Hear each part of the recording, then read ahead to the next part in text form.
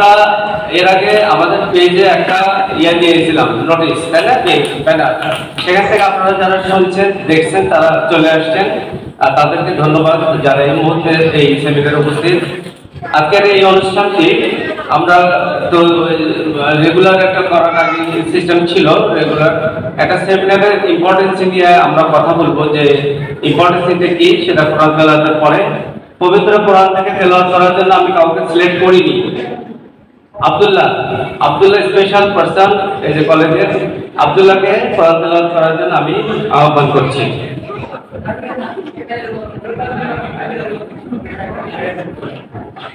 আসসালামু আলাইকুম ওয়া রাহমাতুল্লাহি ওয়া বারাকাতুহু। আউযু বিল্লাহি মিনাশ শাইতানির রাজীম। বিসমিল্লাহির রাহমানির রাহিম। ليس عليكم جناح أن تبتغوا فضلا من ربكم فإذا أفضتم من عرفات فاذكروا الله عند المشعر الحرام واذكروه كما هديناكم وإن كنتم من قبله لمن الضالين ثم أفيضوا من حيث أفاض الناس واستغفروا الله إن الله غفور رحيم صدق الله العظيم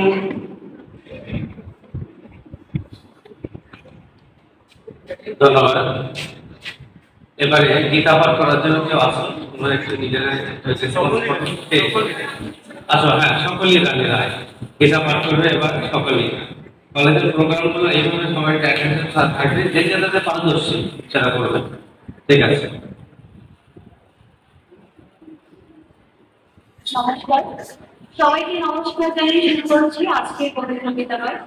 ওম তৎসৎ, ওম তৎসৎ, ওম তৎসৎ।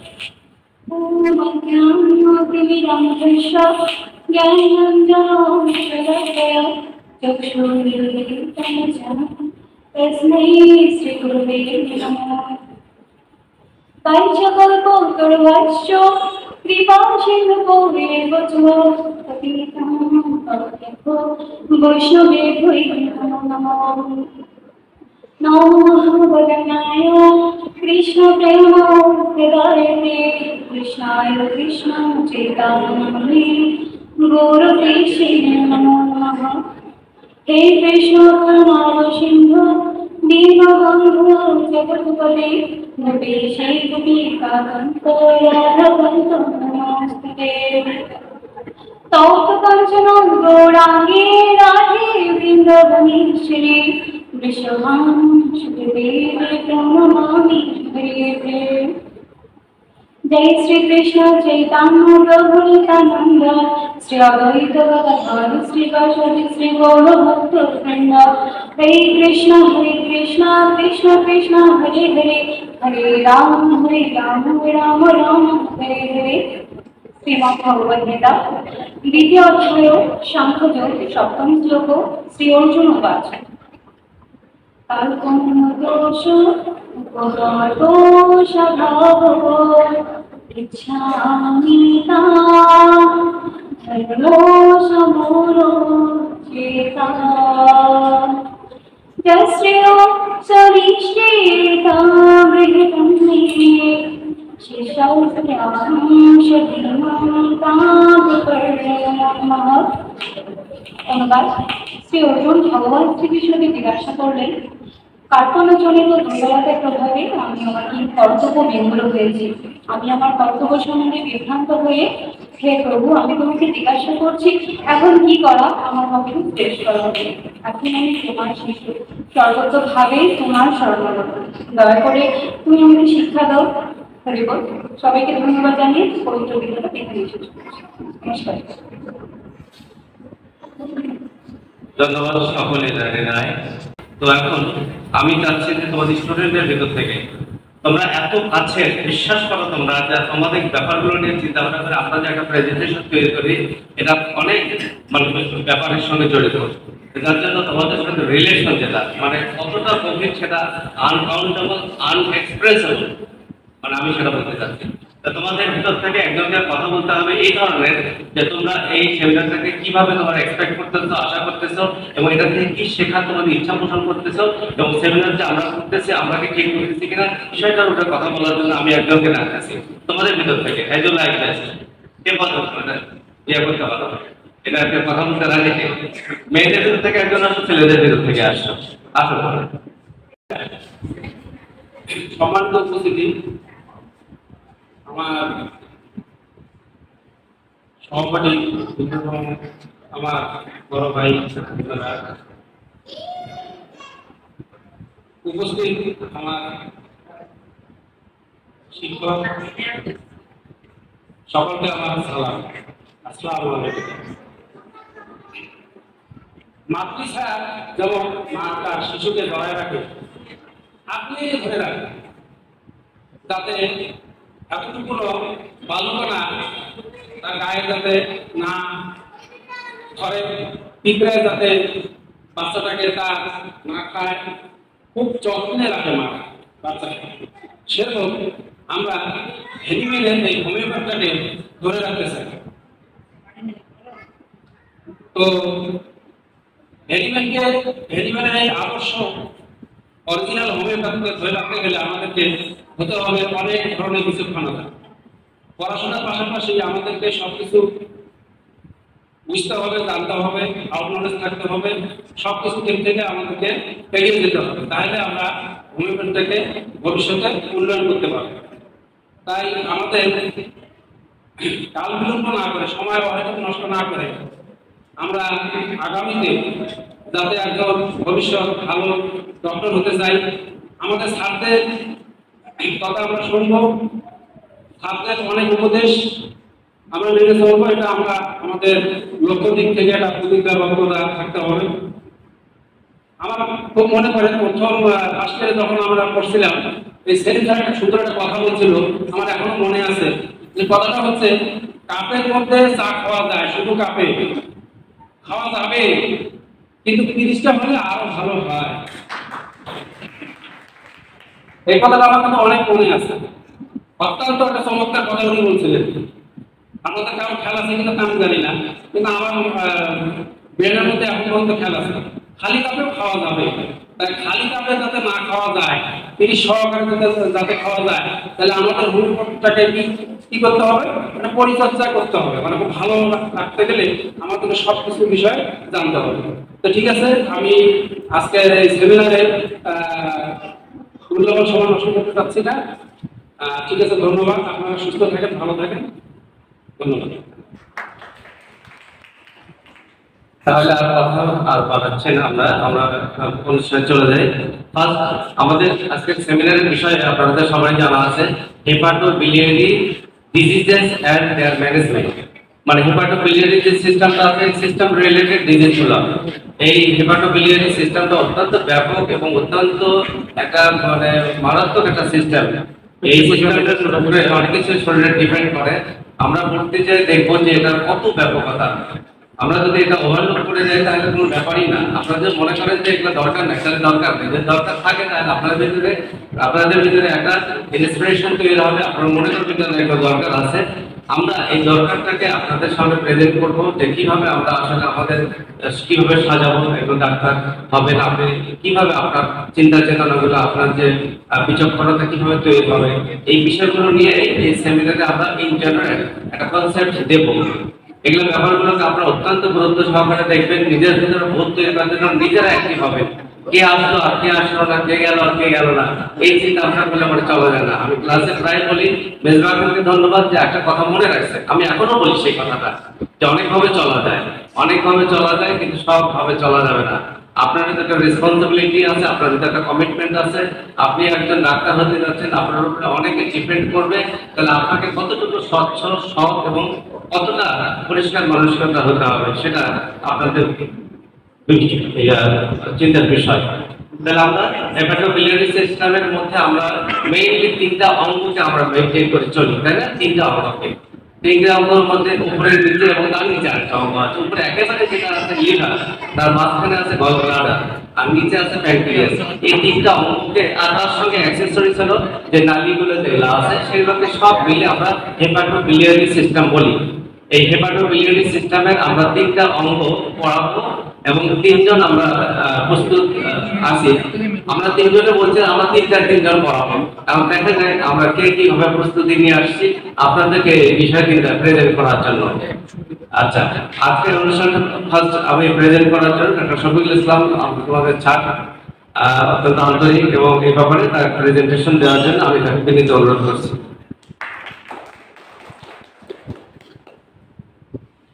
আমাদের এডিসি স্যার আমাদের মাঝে আসছেন। আসলে স্যার, আমরা বিষয়টা হলো, স্যার আমি বিষয়টা উপস্থাপন একটু করি। স্যার আসছেন আমাদের মধ্যে।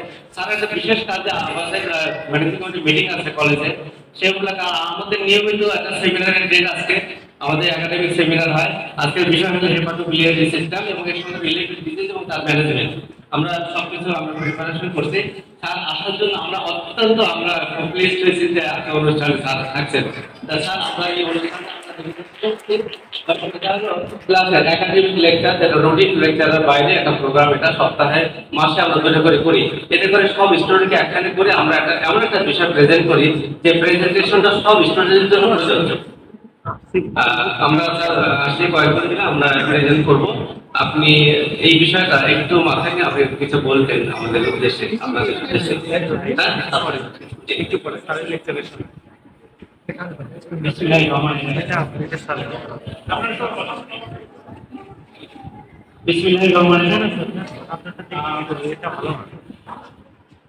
উপস্থিত এই অত্র কলেজের প্রিন্সিপাল মহোদয়, এই কলেজের শিক্ষক শিক্ষিকা মহোদয়, এবং আজকে এই ক্লাসে প্রেজাইডিং করতেছেন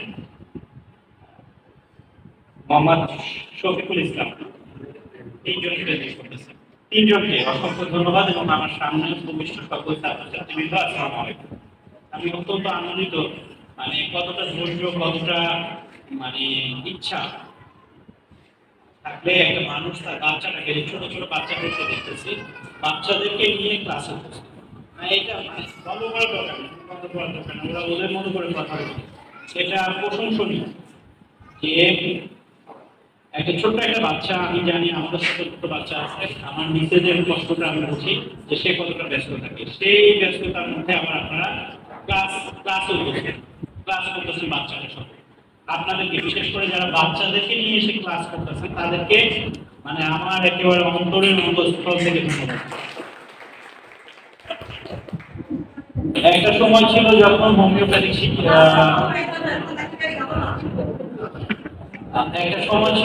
হোমিওপ্যাথিক মেডিকেলের প্রতি মানুষের আস্থার জায়গাটা অনেক বেশি ছিল, সবাই বিশ্বাস করতো যে হ্যাঁ, মানে গ্রামের ভাষাটা ছিল, আমি তো বড় হয়েছি গ্রামে, গ্রামের ভাষাটা এমন ছিল যে যদি আসল হোমিওপ্যাথিক ঔষধ হয়, এটা জার্মানি সম্ভব, আমি যদি ভুল যদি না বলি, জার্মানির ঔষধটা যদি কারো পেটে পড়ে সে অসুস্থ হবে। আবার আরেকটা বিষয় প্রচলিত ছিল যে হোমিওপ্যাথিক ঔষধের কোনো সাইড এফেক্ট ছিল। আমরা যে এলোপ্যাথিক যে ট্রিটমেন্টটা করি, প্রত্যেকটা মেডিসিনের কিছু না কিছু সাইড এফেক্ট থাকে, কিন্তু হোমিওপ্যাথিক ওষুধের সেই সাইড এফেক্টটা নাই। তো আপনারা এখানে যারা আছেন তারা কিন্তু ডাক্তার বলছেন, মানে ওই যে গ্রামে এই বই দেখে কিংবা আরেকটা দেখে শিখে সেটা না, আপনারা কিন্তু এই বিষয়ের উপর 5 বছর পড়ালেখা করছেন, বা 4.5 বছর পড়ালেখা করে এই বিষয়ের উপর আপনারা স্পেশালিস্ট হচ্ছেন। এখন কিছুটা দায়ভার আপনাদের উপরে এসে বর্তায়, যে আগে যে মানুষের বিশ্বাসের জায়গা আছে, এখন যুগটা আধুনিক যুগ, মানুষ সবকিছু জানে, যে কোনো একটা ওষুধ নিয়ে আমরা কিন্তু ওই যে গুগলে সার্চ করলে আমরা পেয়ে যাই। তো এরকম একটা আধুনিক যুগে আধুনিক ডাক্তার, তারপরে আবার হোমিওপ্যাথি, এটা আরো আধুনিক হয়। আমরা জানি যে জার্মান থেকে যা কিছু এসছে, আমি যদি ভুল না বলি ওনার ছোট্ট নামটা হচ্ছে হানি, মানে পুরো নামটা আমার এই মুহূর্তে মনে নেই। তো যত ভালো প্রোডাক্ট জার্মানের যত প্রোডাক্ট, একটু একটু যদি আমি বলি এই বিষয় থেকে যদি আমি বাইরে চলে যাই, বিএমডব্লিউ গাড়ি মানে যে একটু ব্র্যান্ড আমরা শুনলেই মানে একটা বিএমডব্লিউ গাড়ি বিশাল ব্যাপার স্যাপার, মার্সিডিজ গাড়ি বিশাল ব্যাপার স্যাপার, মানে জার্মানের প্রোডাক্ট যত প্রোডাক্ট আছে সব প্রোডাক্টই সেরা। জার্মান থেকে প্রথমেই হোমিওপ্যাথি শিক্ষা শুরু, ওষুধের শুরু, এটা কিন্তু সেরা, এটা সেরা। আর একটা বিষয় মনে রাখতে হবে, এখন কিন্তু মানুষ শিক্ষিত, আমাদের বাংলাদেশের শিক্ষাটা কি আস্তে আস্তে বেড়ে যাচ্ছে। আমরা 2026 সালে মধ্যমায়ের দেশে চূড়ান্ত ভাবে চলে যাবো। আমাদের কলেজে অনুমোদন দিচ্ছে, কিন্তু 2026 সালে আমাদেরকে চূড়ান্ত ভাবে অনুমোদন দিবে মধ্যমায়ের দেশ। আমরা মাননীয় প্রধানমন্ত্রীর কাছে কৃতজ্ঞ যে উনি আমাদেরকে দুইটা চমৎকার স্বপ্ন দিচ্ছে, যে স্বপ্নগুলো আগে ছিল না। আমি বারবার করে বলি, এই যে আপনাদের এখানে এসে দুটি কথা বলার সুযোগ আমার হচ্ছে, আমার স্বপ্ন। আর এখানে ম্যাক্সিমাম দেখতেছি মানে মেয়েরা আছেন, মা বোনরা আছেন। আমি আর একটা জায়গায় আমি মানে এটা বলার কোনো সুযোগ নেই, একজন সন্তান তার মায়ের কাছে সারা জীবন কৃতজ্ঞ।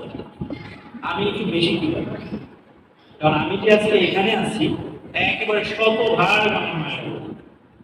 সেই ক্লাস জন্মের পর থেকে কি হচ্ছে আমি জানি না, আমি যখন থেকে বুঝতে শিখছি তখন থেকে একটা সন্তানকে কিভাবে লালন পালনের পরিচর্যা করে তাকে সুন্দর একটা স্বপ্ন দেখিয়ে কিভাবে সুন্দর একটা জায়গায় নিয়ে যেতে হবে, মানে যেদিন থেকে শুরু, যে ক্লাস 1 থেকে যদি আমার শিক্ষা জীবনে শুরু হয়, একেবারে বিসিএস কমপ্লিট করে চাকরিতে যোগদানের আগ পর্যন্ত, ইভেন এখনো যদি আমি কোনো ক্রিটিক্যাল কোনো পরিস্থিতির মধ্যে পড়ে যাই, কোনো খারাপ পরিস্থিতির মধ্যে পড়ে যাই, এখনো আমার আম্মার সঙ্গে খেতে আছে।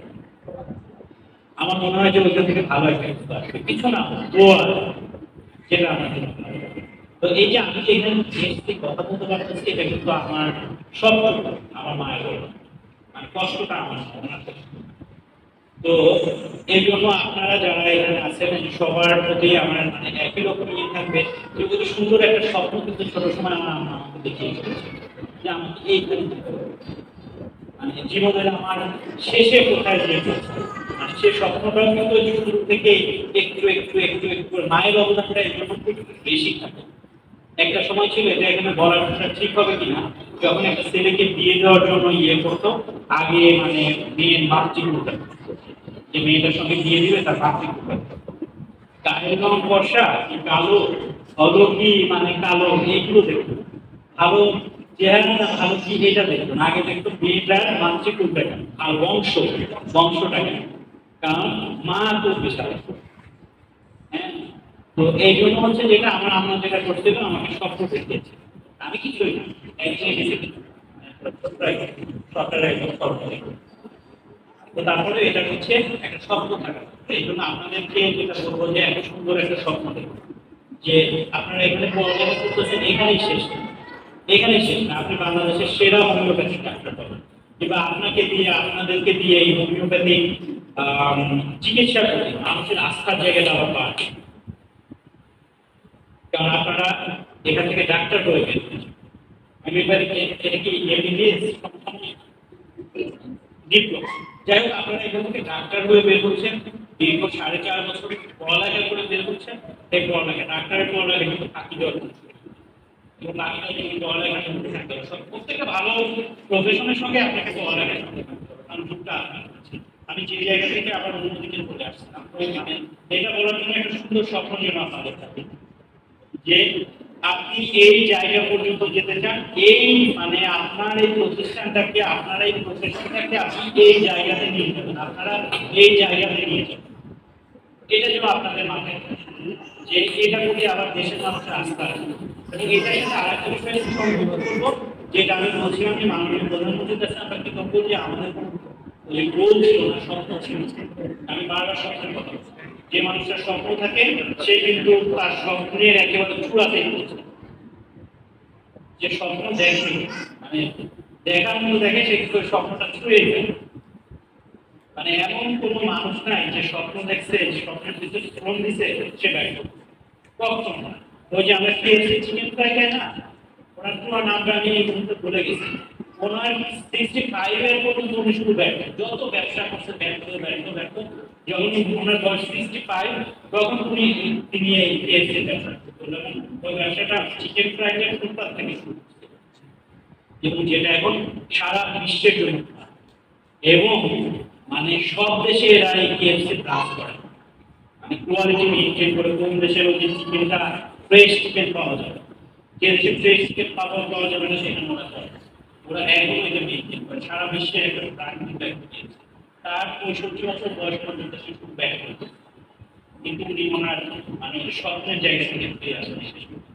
যেগুলো যারা স্বপ্ন দেখে তারা কখনো ব্যাক করে, কিন্তু লেগে থাকে, ইচ্ছা থাকতে হয়, পরিশ্রম থাকতে হয়, লেগে থাকে। মাননীয় প্রধানমন্ত্রী আমাদের দুইটা স্বপ্ন দেখেছে, একটা হচ্ছে আমরা মধ্যমায়ের দেশে যাব, আর একটা দেখাইছে আমরা উন্নত বিশ্বের উন্নত আয়ের দেশে যাব। আপনাদের কি জানা আছে, কারো জানা আছে? আমি বিশেষ করে ছাত্রছাত্রীকে জিজ্ঞেস করবো যে আমাদের এখন গড় মাথা পিছু আয় কত? কেউ বলতে পারবেন? কেউ বলতে পারবেন? এটা কিন্তু দুঃখজনক কথা।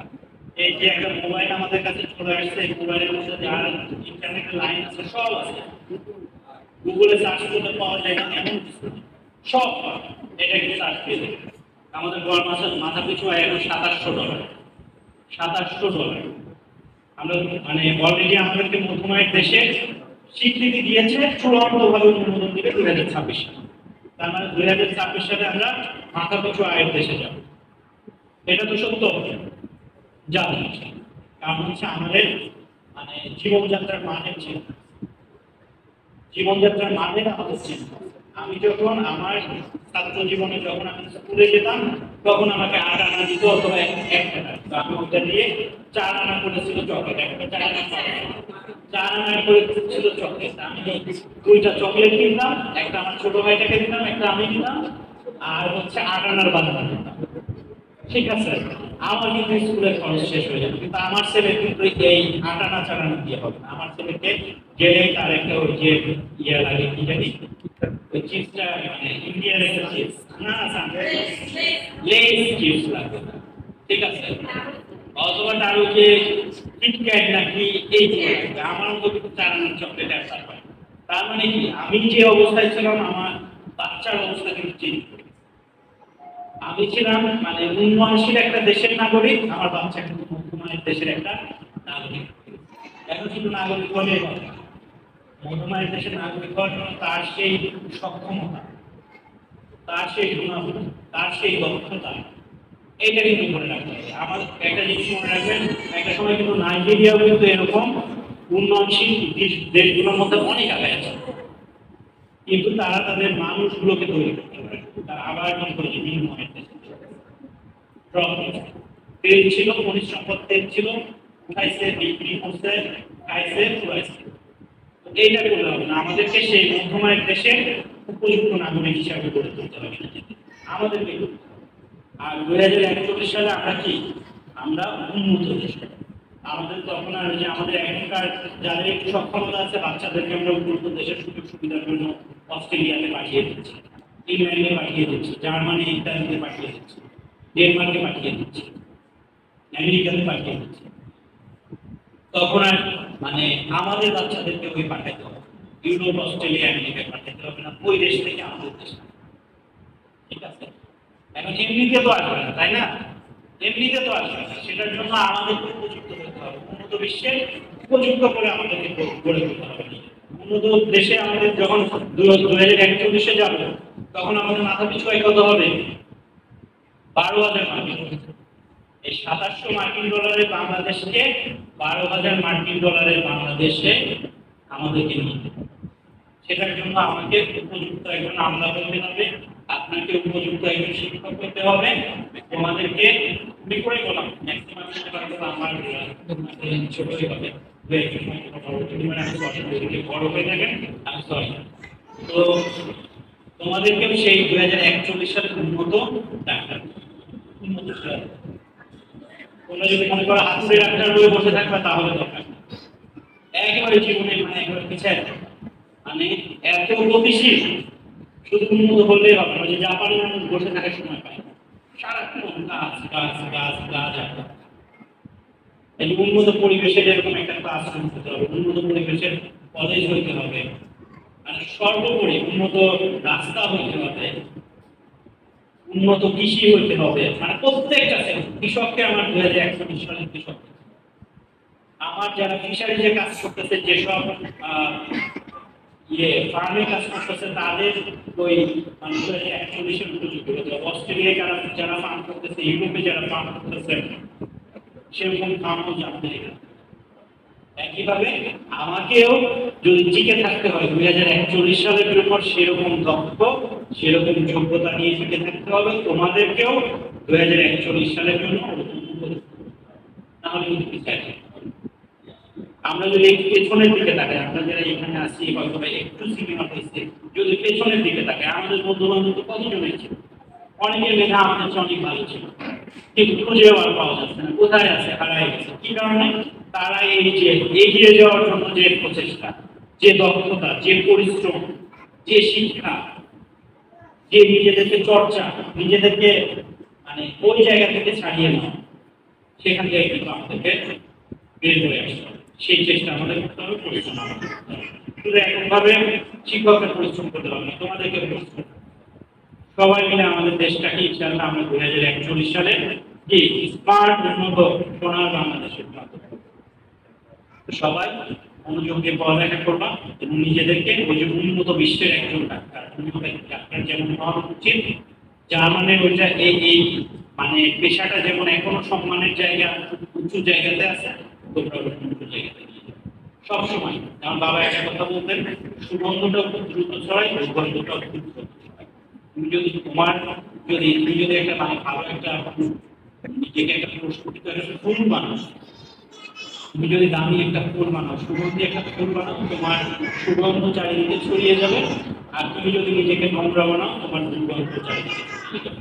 এখন সিদ্ধান্তটা তোমার এবং বিশেষ করে আমাদের সকলে, কারণ বাংলাদেশ 2041 সালে, ঠিক আছে? আমরা সবাই মিলে বাংলাদেশকে সেই জায়গাতে।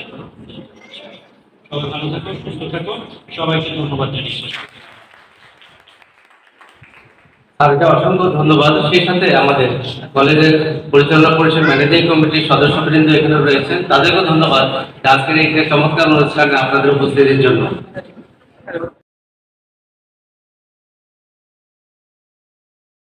আজকে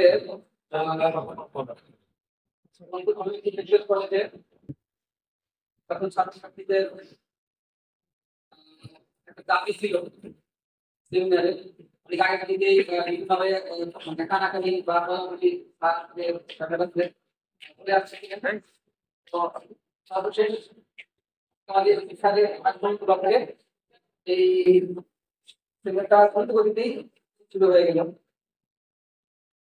যাই হোক, আপনারা উপস্থিত আছেন সকলে, যার জন্য আমরা আনন্দিত। অলরেডি আমাদের প্রধান অতিথি তিনি আসছিলেন, অনেক কথা বলে গেলেন।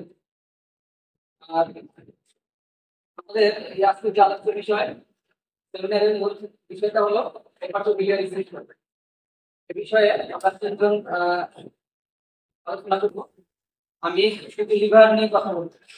লিভার এর অ্যানাটমি, ফিজিওলজি, প্যাথোলজি, লিভারের ডিজিজ, লিভারের ম্যানেজমেন্ট, লিভার ডিজিজের ম্যানেজমেন্ট এবং ট্রিটমেন্ট, এই ব্যাপারে কথা বলবো। আসলে বেশি সময় নেবে না, কারণ অনেকেই ব্যাপারে কথা বলার কথা ছিল, ম্যাডামরা আর কথা বলতে পারে। যাই হোক, আপনারা জানেন যে লিভার এইচবিএস এর একটা important organ. HBS hepatobiliary system সবচেয়ে বড় আমাদের মানুষের যে সবচেয়ে বড় অর্গান, সবচেয়ে বড় অর্গান হলো লিভার। এটা সলিড অর্গান। কেমন অর্গান? Solid compact organ. যে অর্গানটা অনেকগুলো কাজ করে পৃথিবীতে সুস্থ রেখেছে। তো এই অর্গান যে এত বড়, আপনি কত বড় আসলে আমাদের বুঝতে হবে।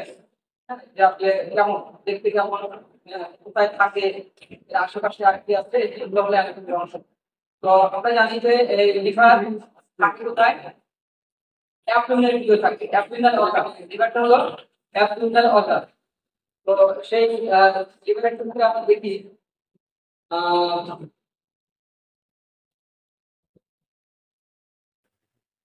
দেখি যে এটার একটা নির্দিষ্ট সাইজ আছে, আকার আছে, আকৃতি আছে, ওজন আছে, কি আছে এটা সর্বশেষ এটা মেয়েদের কতটুকু, ছেলেদের ওজন কতটুকু, এগুলো নিয়ে আমরা আগে ক্লাসে আমরা জানি। ঠিক আছে? তো সরকারি আমাদের সাথে যেটা আলোচনা প্রতিষ্ঠানটা কোথায়, অ্যাবডোমিনের 9টা অংশ, 9টা এরিয়া, 9টা এরিয়া, 9টা এরিয়ার ভিতরে বিভাগ থাকতে হলো রাইট হাইপোকন্ড্রিয়াক ভিতরে, লেফট হাইপোকন্ড্রিয়াক ভিতরে চাই, আবার ইপিলেশিয়াম ভিতরেও থাকে। অর্থাৎ তিনটা এরিয়াতে এটার অবস্থা। বেশিরভাগ থাকে কোথায়, রাইট সাইডে, রাইট হাইপোকন্ড্রিয়াক ভিতরে লিভারের অবস্থানটা বেশি। লিভারের রাইট সাইডটা, এটাকে রাইট বলবো আমরা, সেটা সবচেয়ে বড়, এটা রাইট সাইডের বেশি জায়গা দিয়ে অবস্থান করে। লিভারটা আমাদের এই যে থোরাসিক ক্যাভিটি আছে, থোরাসিক কেজ আছে, যে হাড়গুলো আছে, সেই হাড়গুলো ঠিক নিচের দিকে থাকে, নিচে এটা দ্বারা ওই লিভারটা পরিবেষ্টিত থাকে।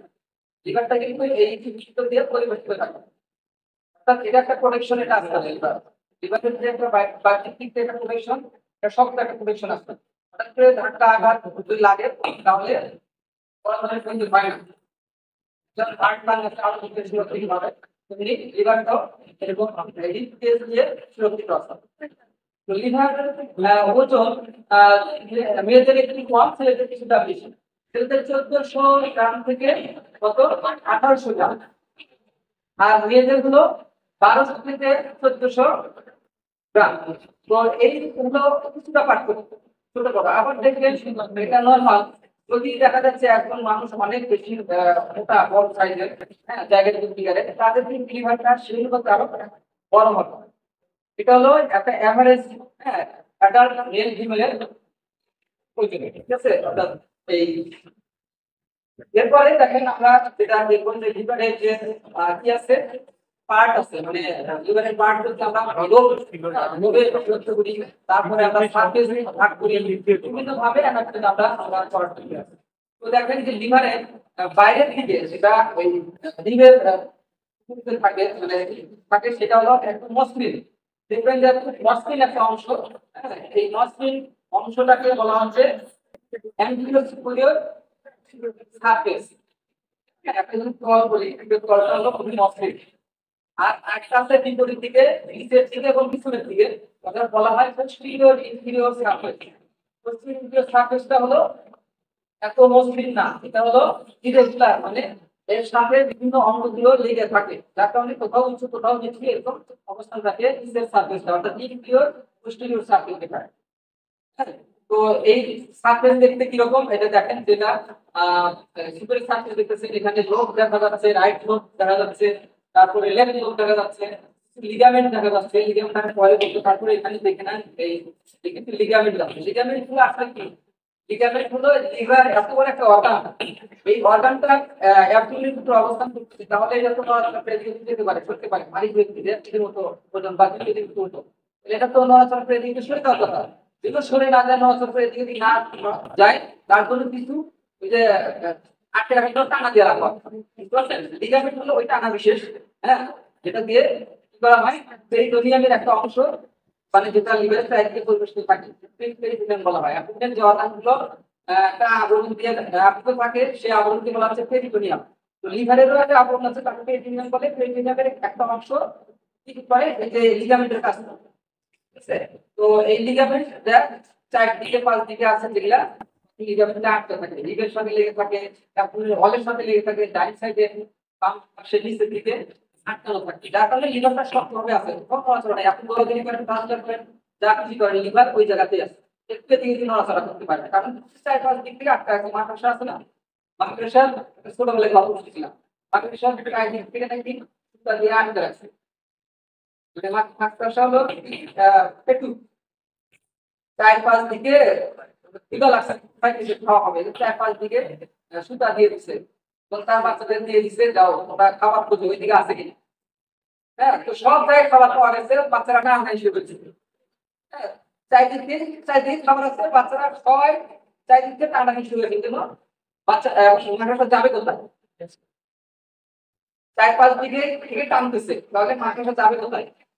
উত্তর দক্ষিণ পূর্ব পশ্চিম উপরে নিচে সব জায়গা থেকে টানতেছে, তাহলে ওই মাকড়সা যাবে কোথায় বলেন? কোন দিকে যাবে? যেতে পারবে? পারবে না।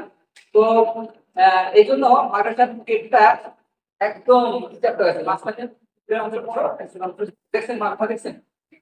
দেখেন না, কত করে দেখেন। তো এটা একটা গল্প। তো এই যে আপনার এই লিভারটাও কিন্তু তাই চারিদিকে টানা দেওয়া আছে। ঠিক আছে, এই লিগামেন্ট আছে, একটা লিগামেন্ট আমি পরে নাম দিয়ে বলবো। সিস্টেমে যাচ্ছি, দেখেন আমাদের যে 9টা পার্ট আছে, তার মধ্যে 9টা অংশ আছে, 9টা অংশের কোন কোন অংশে লিভার অবস্থান করে সেটা দেখেন। দেখেন লেখা আছে 1 2 3 4 5 6 এর নাম্বার গুলো আছে। এখানে দেখা যাচ্ছে যে রাইট হাইপোকন্ড্রিয়ামে আছে, তারপরে ইপিগেস্ট্রিয়ামে আছে, লেফট হাইপোকন্ড্রিয়ামে কিছু অংশ চলে গেছে। আরেকটা দেখেন মাঝখানে আরেকটা এরিয়া আছে, 4 নাম্বার এরিয়ার নাম কি? Right right lumber area. তাহলে 4টে এরিয়াতে লিভারের বিচরণ মানে অবস্থান করতেছে। ঠিক আছে, এই জিনিসগুলো মনে রাখতে হবে যে লিভার কোথায় কতগুলো থাকে আমাদের সেভাবে বুঝতে হবে। আর পেটের ভিতরে অবস্থানটা দেখেন পাশে কি আছে খেয়াল করে দেখেন। এটা হলো লিভার, লিভারের সার্ফেস দেখা যাচ্ছে, খেয়াল করেন তার পাশে স্টমাকের সাথে লেগে আছে, প্যানক্রিয়াস সব দিকে এখানে আছে। পেটের ভিতরে অন্যান্য অর্গানের সাথে কিভাবে থাকে লিভার সেটা আমি দেখাচ্ছি। ঠিক আছে, দেখাতে না অনেক কিছু আছে আশেপাশে, সেই জিনিসগুলো আপনারা এখানে দেখতে পাবেন। ঠিক আছে, এরপরে দেখেন যে এই লোভ দেখা যাচ্ছে, রাইট লোভ দেখা যাচ্ছে, লেফট লোভ দেখা যাচ্ছে। হ্যাঁ, তার পাশে স্টমাক, বাইরে পর্যন্ত এখানে দেখা যাচ্ছে। তো এই দেখানোর উদ্দেশ্য হলো যে লিভার যেটা করতেছে, লিভারে আপনার ভিতরে কতগুলো আমি বললাম যে কিভাবে থাকে, কার সাথে আশেপাশে কে আছে, এই জিনিসগুলো দেখানোর জন্য এই ফিগারটা আপনারা খেয়াল করে নিতে হবে। এরপরে দেখেন লিভারের যেটা অলরেডি বলে ফেলছি যে সারফেস। হ্যাঁ, সারফেস মানে ওই যে ভেলির যেটা সারফেস একটা আছে, যে সারফেস যেটা মসৃণ একদম বাইরে দিয়ে থাকে উপরের দিকে, সামনের দিকে, একদম নিচের দিকে আর পিছনের দিকে, এটা হলো সারফেস। নিচের দিকে পিছনের দিকে যে অবস্থানটা থাকে সেই সারফেসটাকে বলা হচ্ছে পোস্টেরিয়র ইনফিরিয়র সারফেস। সামনের দিকে আছে, পিছনের দিকে যেটা আছে অ্যান্টিরিয়র সুপিরিয়র সারফেস, এটা হলো মসৃণ। যারা সেকেন্ড ইয়ারে আছেন, হ্যাঁ সেকেন্ড ইয়ারে তো আপনার এটা আসতে থাকে, আমাদের দিকে আসলে এই সার্ভিস আছে, এই অ্যানাটমিতে বেশি প্রয়োজন হবে। সবার জন্য দরকার, কিন্তু এখন আপনাদের এই সামনে পেজে আপনাদের এগুলোর জন্য কাজে লাগবে বেশি। ঠিক আছে, তাহলে নিচের সারফেসটা যেটা আছে এই যে ইরেগুলার আছে, এটাকে বলা হচ্ছে ভিসেরাল সারফেস। পশ্চিম সারফেস পাশাপাশি একে বলা হচ্ছে কিনা ভিসেরাল সারফেস। হ্যাঁ, এটাকে ভিসেরাল সারফেস বলা হয়। বিভিন্ন ভিসেরাল কিছু অংশ ওর সাথে লেগে থাকে, ভিসেরাল সারফেস বলা হয়। ঠিক আছে, লিভারের গেল দেখেন, এখন একসাথে দুটো লিভার দেখা আছে, যেটা সারফেস থেকে একসাথে দেখতে পারবেন। এখানে দেখা যাচ্ছে যে অ্যান্টিসিকুলার সারফেস আছে, যেটা মসৃণ, আর নিচে আরেকটা পাশে আছে দেখেন এটা ইরেগুলার সারফেস, যেটা আপনি কোথাও কোথাও সেটা হচ্ছে, তাহলে কি কি আছে সেটা আপনি খেয়াল করবেন।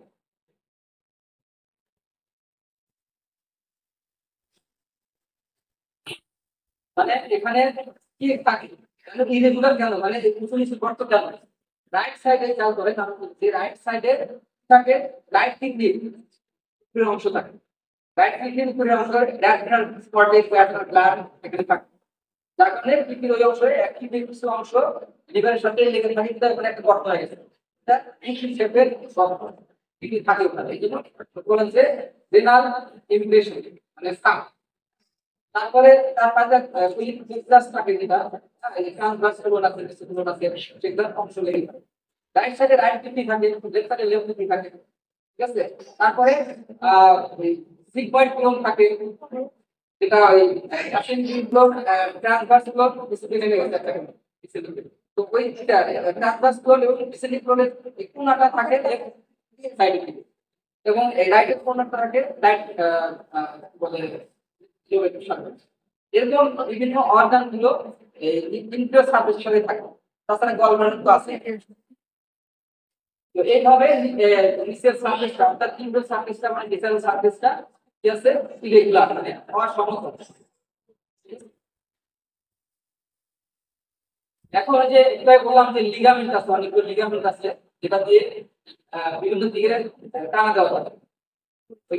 কি কি লিগামেন্ট আছে এখানে দেখেন, কনসিফর্ম লিগামেন্ট আছে, কনসিফর্ম লিগামেন্ট, তারপরে আছে করোনারি লিগামেন্ট, তারপরে আছে যে right triangular ligament, left triangular ligament. অর্থাৎ রাইট ট্রায়াঙ্গুলার লিগামেন্ট রাইট যে লোব আছে সেই লোবটা এপাশে কার সাথে লেগে আছে, এই যে লিগের সাথে লেগে আছে।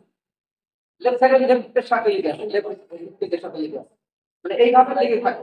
আবার কনফর্ম লিগামেন্টটা অ্যাপসিলের ওয়ালের সাথে লেগে আছে, সাথে অ্যাপসিলের ওয়াল আছে না, ওয়ালের সাথে লেগে আছে। ঠিক আছে, তারপরে ভিতরের দিকে আরো আছে যেটা করোনারি লিগামেন্ট। করোনারি লিগামেন্টটা কি হচ্ছে, এটা যে ডায়াফ্রাম আছে, যে ডায়াফ্রামটা আপনার সাথে আটকাবে, আটকে আছে, এজন্য নড়াচড়াটা দেখানোর সুযোগ নেই।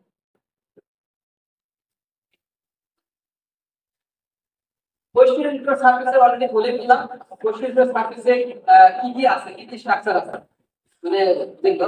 একটা হলো right kidney, right adrenal gland, ঠিক আছে। এরপরে আছে right colic flexure, transverse colon, first part of duodenum, এগুলো আছে। তাছাড়া গলব্লাডার বললাম, কিছু বিভাগ এবং স্টোমাক, এগুলো ইনফেকশন মানে সাপ বা ওর সাথে লেগে থাকছে। তার সাথে লেগে থাকে ভিতরের সার্ফেস মানে ইন্টার সার্ফেস। ঠিক আছে, এটা হলো এই ভিতরের সার্ফেসের ইমপ্রেশন। আমরা দেখলাম যে লিভারের পার্ট আছে, লোব, এই লেফট লোব মানে মেইন লোব হলো দুটো, এটা বড় লোব, এটা হলো রাইট লোব অফ লিভার, আর একটা হলো লেফট লোব অফ লিভার। ঠিক আছে, সবচেয়ে বড় বড় সাইজের যে লোবটা সেটা রাইট সাইডে, আর একটা লেফট লোব যেটা ওই যে লেফট সাইডে চলে গেছে, ধীরে ছোট হয়ে গেছে। আর আছে দুটো লোব যেটা হলো ইন্টার সার্ফেসে ঢুকে যায়, ইন্টার সার্ফেসে সেটা থাকে মানে ইন্টার সার্ফেসে সেটা সহজে বোঝা যায়। একটা হলো কোয়াড্রেট লোব আর একটা হলো কোয়াড্রেট লোব। এই টোটালি 4টা লোব আছে লিভারে। লোব তাহলে টোটালি হয় 4টা, মেইন লোব দুটো, আরো দুটো অ্যাক্সেসরি লোব আছে, তাকে বলা হচ্ছে কোয়াড্রেট লোব আর একটা কোয়াড্রেট লোব। ঠিক আছে, এছাড়া এই লোবগুলো আরো ছোট ছোট ছোট ইউনিটে ভাগ হয়ে গেছে। এই ছোট ছোট লোবগুলোকে বলা হচ্ছে লোবিউল, ছোট ছোট লোবকে বলা হয় লোবিউল। এই যে আপনার এই যে লিভারের যে ফাংশনাল ইউনিটগুলো, হেপাটোসাইট বা হেপাটোসেল যেটা, হেপাটিক সেল, এই হেপাটিক সেলগুলো এই যে লোবগুলো অর্থাৎ আরো ক্ষুদ্র, ঠিক আছে, এগুলো দিয়ে টোটালি হাজার হাজার থাকে, হাজার হাজার লোব এই লিভার আছে। মূলত মেইন লোব 4টা, এগুলা আরো ক্ষুদ্র ক্ষুদ্র হয়ে ভাগ হয়ে লোবিউল করে এই লোবগুলোই মূলত কাজ করে। এগুলা হাজার হাজার, অনেক বেশ কয়েক হাজার থাকে। তো এরপরে দেখি আমরা কি আছে এখানে, আর কত ইম্পর্টেন্ট একটা স্ট্রাকচার আছে ইন্টেরিয়র সার্ফেসে বা ভিসারাল সার্ফেসে, যেটা নাম হচ্ছে পোর্টা হেপাটিস। তো লিভারের ভিতরে প্রবেশ করার একটা পথ, লিভারের ভিতরে কোথায় কিছু ভিতরে প্রবেশ করতেছে এবং কিছু ভিতর থেকে বের হয়ে আসতেছে, এরকম একটা জায়গা আছে লিভারের নিচের অংশে অর্থাৎ ইন্টেরিয়র সার্ফেস, যেটাকে ভিসারাল সার্ফেস বলতেছি আমরা।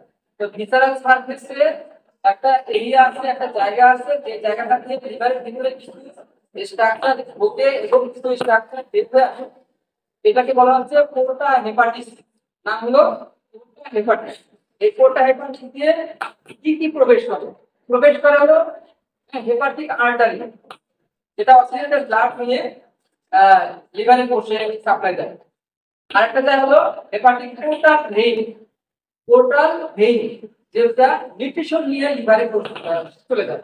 লিভারে নিউট্রিশন, আমরা যে খাবারগুলো খাচ্ছি এর ভিতরে যে নিউট্রিশনগুলো আছে অটোমেটিক হয়, এসব আমাকে ওখান থেকে অ্যাবজর্ব হয়ে ইন্টেস্টাইনে অ্যাবজর্ব হয়ে এই স্প্লিনিক ভেইন, তারপরে এই বলে মেসেঞ্জারিক ভেইন, হ্যাঁ, এই সব ভেইন একত্রিত হয়ে একটা ভেইন তৈরি করে, নাম হলো পোর্টাল ভেইন।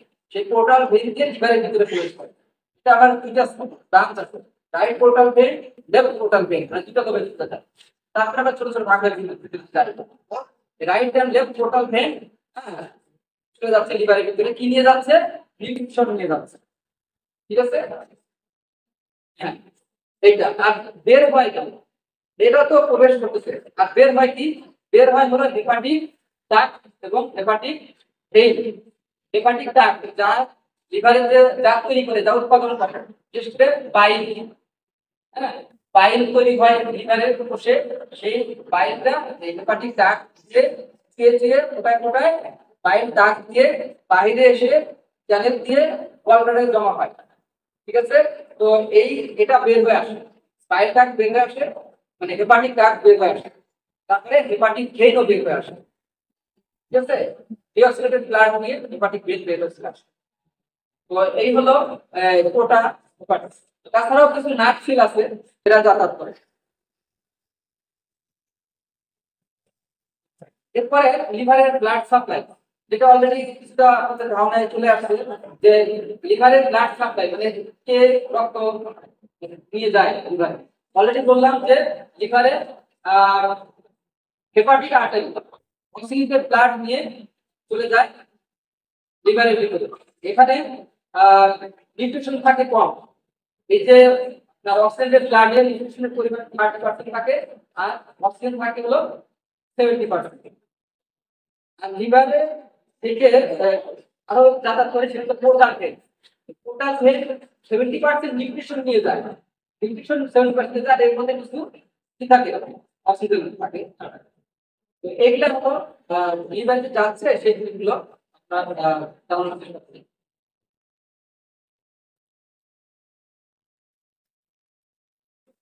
এখন লিভারে অনেক কিছু আছে, সেমিনারে আসলে সবকিছু আনা সবাই অনেক চলে যায়।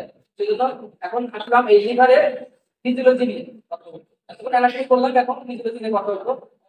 ফিজিওলজি মানে হলো এটা লিভারের কোষ গঠন হয়েছে কোথায়, কিভাবে কি আছে আপনি দেখলেন জানলেন, লিভারটা সঙ্গে করতে হতো। হ্যাঁ, এখন লিভার কি করে, কাজটা কি, এটা আমরা জানবো। এই লিভারের কাজ মানে ফিজিওলজি। লিভারের কাজ অর্থ হলো লিভারের ফিজিওলজি। এর কাজ কি? মূলত কাজ হলো অ্যাবজর্ব করা। কি অ্যাবজর্ব করে?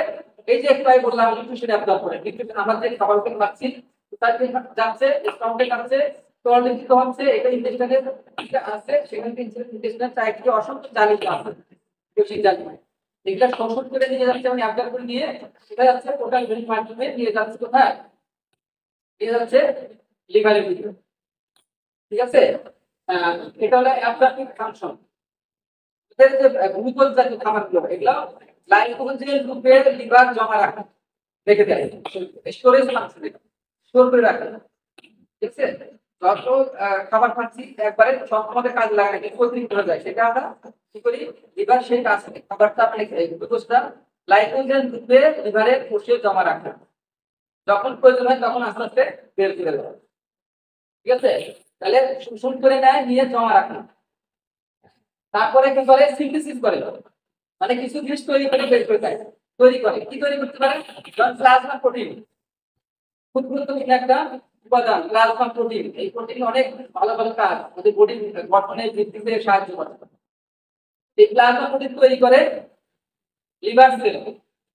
তো এই প্লাজমা প্রোটিন তৈরির পাশাপাশি ব্লাড কোয়াগুলেটিং ফ্যাক্টর আছে, দেখবেন ব্লাড কোয়াগুলেটিং ফ্যাক্টর আছে না? আপনারা জানেন ইউনিটে করছেন যে ফিব্রিনোজেন প্রোটিন কিছু ক্রোমোপ্লাস্ট, হ্যাঁ অনেকগুলো আছে, 12-13টা ফ্যাক্টর আছে যেগুলো এই লিভার তৈরি করতে সহযোগিতা করে। কতগুলো ডাইরেক্ট তৈরি করে, কতগুলো তৈরি করতে হেল্প করে। ঠিক আছে, তাছাড়া কি করে? এই যে আমাদের এই যে WBC আছে, মানে রোগ প্রতিরোধ ক্ষমতা বাড়ায়, রোগ যুক্ত করে, সেগুলো কি করে? তৈরিতে হেল্প করে। মানে লিভারের অনেক কাজ। তাছাড়া আরেকটা ইম্পর্টেন্ট কাজ করে, সেটা হলো যে লিভার আমাদের খাদ্যের মাধ্যমে হোক, যে কোনো ভাবে হোক, আমাদের বডিতে যদি ক্ষতিকর পদার্থ ঢুকে যায়, মানে টক্সিন সাবস্টেন্স ঢুকে যায়, সেই টক্সিন সাবস্টেন্সগুলোকে কি করে? এটাকে আইডেন্টিফাই করে সেগুলোকে লিভার থেকে বের করে দেয়, ওটা ক্ষতিকারক জিনিস। ঠিক আছে, এটা হচ্ছে এক্সক্লুডিং ফাংশন। ক্ষতিকারক পদার্থগুলো টক্সিন সাবস্টেন্সগুলো লিভার বের করে দেয়, এক্সক্লুডিং ফাংশন সেটা। তো আর স্ট্রেস ফাংশন তো বলতামই যে আমাদের কি করে? কিন্তু জাতীয় খাবারগুলো এটা কি করতেছে স্টোর করে রাখতেছে। এগুলো অনেক কাজ আছে, লিভারের কাজ আসলে প্রচুর। হরমোন তৈরি করা লিভারের একটা বড় কাজ। কি কাজ? হরমোন তৈরি হয়। হরমোন বলতে এই যে বিশেষ করে স্টেরয়েড হরমোন, সেক্স হরমোন, হ্যাঁ, এই হরমোন গুলো কে তৈরি করে? লিভার তৈরি করে। লিভার থেকে তৈরি হয়, লিভার থেকে সিনথেসিস হয়। খুব মানে কার্যকরী একটা হরমোন। এগুলো না থাকলে অনেক সমস্যা হয়। এগুলো লিভারের এই বড় কাজ। তাই আমাদের দৈনন্দিন জীবনে আমাদের দৈনিক যত হরমোন কি বলে আপনার কোলেস্টেরল আছে না, কোলেস্টেরল দরকার। আমরা কোলেস্টেরল খাই পাই, খাবারের মাধ্যমে আমরা খাই, এটার প্রয়োজনই নাই। লিভার নিজেই এটা তৈরি করতেছে। চাহিদার 50% কোলেস্টেরল লিভার তৈরি করে। বডিতে আমাদের দৈনিক যে চাহিদা তার 50% কোলেস্টেরল লিভার নিজেই তৈরি করে, ঠিক আছে। আর বাকি 50% তৈরি করে আমাদের যে ব্রেন সেল আছে, বাচ্চাদের ব্রেন প্রচুর কোলেস্টেরল তৈরি করতে পারে। তারপরে আমাদের যে আর্টারি ভেন আছে, টেস্টিস আছে, ওভারি আছে, এরা প্রচুর কোলেস্টেরল তৈরি করতে পারে। যার কারণে আমাদের বাইরে থেকে আমাদের যে কি বলে এটা কোলেস্টেরল জাতীয় খাবার খেতে হবে, এটার কোনো নেসেসিটি নাই। যদি এটা বেশি খাই কি হয়? এটা জমা হয়, যদি পরিশ্রম না করে জমা হয়, আমরা মোটা হয়ে যায়, ব্লাড প্রেশার বাড়ে, স্ট্রোকের যদি থাকে, এইগুলা সামনে সৃষ্টি হয়ে যায়। সেই জন্য আমরা দেখলাম যে লিভারের কি কাজ সেই জিনিসটা আমরা জানার চেষ্টা করি। আচ্ছা, এখন আমরা লিভারের কিছু ক্যাটাগরি জানবো, অর্থাৎ এই যে কাজগুলো লিভার স্বাস্থ্য লিভার যদি হয় তাহলে এই কাজগুলো করতে পারবো। আর যদি লিভার অসুস্থ হয়ে যায় তাহলে এই কাজগুলো কিন্তু করতে পারবে না, তখন বিভিন্ন ধরনের রোগ থেকে চলে আসবে। সেই রোগ ব্যাধিগুলো অনেক রকম হতে পারে। আমি কয়েকটা রোগের নাম বলবো আপনাদের। যেমন এক নম্বর যে সমস্যাটা হয়, সমস্যাটা হলো হেপাটাইটিস। কি নাম? হেপাটাইটিস। আপনারা জানেন যে লিভারের কোষের নাম কি? হেপাটোসাইট। লিভারের কোষের নাম হলো হেপাটোসাইট। এই হেপাটোসাইট, হ্যাঁ, লিভারের মূল কার্যকরী একক। যেমন ইউরিনারি সিস্টেমের কার্যকরী একক হলো নেফ্রন, ব্রেনের ডাটা সিস্টেমের এক কার্যকরী একক হলো নিউরন। তেমনি লিভারের যারা কাজ করে যে সেলটা থাকে হেপাটোসাইট। হেপাটোসাইট অবশ্যই ভালো থাকতে হবে, তা না হলে আমাদের অনেক রোগ সৃষ্টি হবে। যেমন হেপাটাইটিস কথা বললাম, হেপাটাইটিস মানে এই যে হেপাটোসাইটস যেগুলা, এই কোষগুলো, এই সেলগুলো কি হলো? প্রদায়িত হয়ে গেল, ইনফ্লামেশন হয়ে গেল লিভারে করে। অনেক কারণে হয় এটা, বিশেষ করে virus, hepatitis A, B, C virus গুলো আছে, এই ভাইরাসগুলো এই হেপাটাইটিসের জন্য বেশি দায়ী। আর অনেক কারণ আছে, জেনেটিক কারণ আছে, অনেক কারণে বিভিন্ন ধরনের সমস্যা হয়। হেপাটাইটিস শুনতে যদি ভালো না হয় অনেক কারণ তৈরি হয়ে যায়। এরপরে আসেন ফ্যাটি লিভার। লিভারের কোষ যখন চর্বি জমা রাখে, চর্বিযুক্ত হয়ে যায়, বেশি মাত্রায় আমরা নিলাম অতিরিক্ত চর্বি আমরা খাই, সেটা লিভারে জমা হয়ে লিভারের কোষগুলোকে ড্যামেজ করতে থাকে। লিভারের কোষটা ফাইব্রোসিস হয়ে যায়, ড্যামেজ হতে থাকে। যার কারণে আমাদের লিভার আর আগের মতো কাজ করতে পারবে না, তখন আমরা কিভাবে দুর্বল হয়ে যাবো, কাজ করলে শক্তি থাকবে না, ক্ষুধা লাগবে না, মানে একটা অবস্থা মধ্যে চলে আসবো, বমি ভাব লাগবে, এই সমস্যাগুলো তৈরি থাকে। পেট ডিসকাপসিয়া হবে, পথ হজম হবে, পেটটা বড় হতে থাকবে, পায়খানা এলোমেলো হবে, সব করে যাবে, ইত্যাদি সমস্যা দেখা যায়। সর্বশেষে এই লিভারের কোষগুলো নষ্ট হতে হতে ফাইব্রোসিস হয়ে যায়, মানে শক্ত হয়ে যায়, যখন কাজ করতে পারে না তখন ওই অবস্থাটাকে বলা হচ্ছে লিভার সিরোসিস। লিভারের কোষ যখন কাজ করতে পারে না, শক্ত হয়ে যায়, অর্থাৎ পানি ধরতে পারে না, স্বাস্থ্য পারে না, শোষণ করতে পারে না, যত্ন করতে পারে না, বা সেরো দিতে পারে না, কোনো কাজে অংশ করতে পারে না, তখন তাকে বলা হচ্ছে সিরোসিস। লিভারের কোষগুলো ড্যামেজ হয়ে গেছে, ফেলিউর, লিভার ফেল হয়ে গেছে, এই অবস্থাকে বলা হচ্ছে লিভার ফেলিউর বা লিভার সিরোসিস। এটা যদি হেপাটাইটিস সি যে ভাইরাস, এটা সমন্বয়ে যদি হয়ে থাকে, এই সমন্বিত প্রভাবে যদি হয়ে থাকে, তাহলে লিভার ক্যান্সার পর্যন্ত হয়ে যায়। লিভার ক্যান্সার মানে লিভারের কোনো কাজই আর করতে পারে না, ঠিক আছে। তো এই সমস্যাগুলো লিভারের বড় ধরনের সমস্যা। আরো অনেক ধরনের সমস্যা আছে, আমি সেগুলো জানবো না, কিন্তু একটা জিনিস দেখেন যে লিভারের একটা পরিণতি দেখেন, এটা লিভারের একটা করুণ পরিণতি কিভাবে হয়েছে, তাও লিভারের সরাসরি না, প্যানক্রিয়াসে আক্রান্ত হয়ে গেছিল, প্যানক্রিয়াস ক্যান্সার হয়েছে, সেইটারই ট্রান্সফার হয়ে লিভারে ঢুকে গেছে। এটা অরিজিনাল আপনার লিভার। এটা একটা লিভারে কোন করে এই অবস্থাতে ফিরে আসা কঠিন, এটা ক্যান্সার। ঠিক আছে, আমরা এখন যাবো যে এই যে অবস্থাগুলো হলো কেন হলো, যদি আমরা বুঝতে পারি তার আমরা প্রিভেন্টিভ মেজার নিতে পারবো, যেন না হয় সেদিকে আমরা যত্নশীল হতে পারবো। তাহলে লিভারে তো সমস্যা না হয় তাহলে আমাদের কি করতে হবে, কেন হচ্ছে সেই কারণগুলো আমাদের বুঝতে হবে। কারণ হোমিওপ্যাথি কারণের চিকিৎসা হবে, কারণ খুঁজে খুঁজে বের করে আমাদের জানতে পারবো। তো দেখা যাবে যে এই পেশেন্ট কি ছিল, বেশি বেশি ড্রিঙ্ক করতো, অ্যালকোহল পান করতো, বা বেশি ফ্যাটি ফুড খাইতো, নিয়ম ভাবে চলতো না, অনেক অনিয়মিত চলছে, শারীরিক পরিশ্রম করতো না, চর্বি জমাইছে। তো এইভাবে ধীরে ধীরে ধীরে ধীরে কি হয়েছে, আমাদের লিভারটা ড্যামেজ দিয়ে চলে গেছে। ঠিক আছে, আর আরেকটা হলো যে সেটা আমাদের কি করতে হবে, এক্সারসাইজ করতে হবে, পানিটা ভালো হইতে হবে, মানে পানি খেতে হবে, কারণ এটা ভাইরাস গুলো মূলত পানি বাহিত খাদ্যের মাধ্যমে আসে। সেজন্য আমাদের ভালোভাবে খাবারগুলো যত্নশীল ভাবে খেতে হবে, খাওয়া যাবে সেটা আমাদের ঠিকভাবে খেতে হবে। আরেকটা জিনিস যেটা হোমিওপ্যাথি চিকিৎসার জাস্ট বলবো হোমিওপ্যাথিতে এই যে আমি একটা নাম বললাম, এগুলা সবগুলোই হোমিওপ্যাথি চিকিৎসার আওতায় আছে। নট অনলি এগুলা, আরো অনেক কিছু হোমিওপ্যাথি চিকিৎসা আছে। কারণ হলো যে হোমিওপ্যাথি কি করে, নির্দিষ্ট কারণ খুঁজে বের করে তার চিকিৎসা দেওয়ার চেষ্টা করে। অর্থাৎ এই যে কোর্সগুলো কেন কাজ করতে পারতেছে না, কেন ফিরে গেল, কেন হলো, এই কারণ খুঁজে বের করি আমরা। হয় নাই সিম্পটম হলো যে লিভারে যদি আপনার প্রবলেম হয়, প্রাথমিক লক্ষণটা হলো আপনার অস্বস্তি লাগবে, বমি বমি ভাব লাগবে, বমি হয়ে যাবে। ঠিক আছে, পেট ফুলে যাবে, পেট টেন্ডারনেস হবে, টেন্ডারনেস মানে স্পর্শকাতরতা থাকবে, আপনার ফুলা থাকবে এবং স্পর্শকাতর থাকবে। এরপরে পায়খানা কালার চেঞ্জ হয়ে যাবে, মোটি কালার চেঞ্জ হয়ে যাবে, অর্থাৎ এই যে হলদে ভাব হয়ে যাবে। লিভারের যে কাজ, হ্যাঁ, এই কাজগুলো করতে পারতেছে না, এগুলো পিত্ত, পাইল, বিলিরুবিন এগুলা বাড়তে থাকে। ঠিক আছে, টেস্ট করতে আরেকটা টেস্ট হলো বিলিরুবিন টেস্ট করতে হয়, সিরাম বিলিরুবিন। এই টেস্ট করে আমরা দেখব কি মাত্রায় বাড়ছে। তো এইগুলা দেখে দেখে আমরা রোগটা দেখলাম, স্কিন কালারটা দেখলাম, আর তারপরে ইউরিন কালার দেখবো। এটা হবে কি হবে, ইউরিন কালারটা হবে আপনার ইউলিশ, আর মলের কালার যেটা পায়খানা স্টিল কালারটা হবে ডার্ক। ডাক করতে এখানে হচ্ছে আপনার বলতে হবে না সাদাটে হবে, লিভারের প্রবলেম হলে পায়খানার সময় একেবারে সাদাটে হয়ে যায়। ঠিক আছে, তো এগুলা হলো লক্ষণ।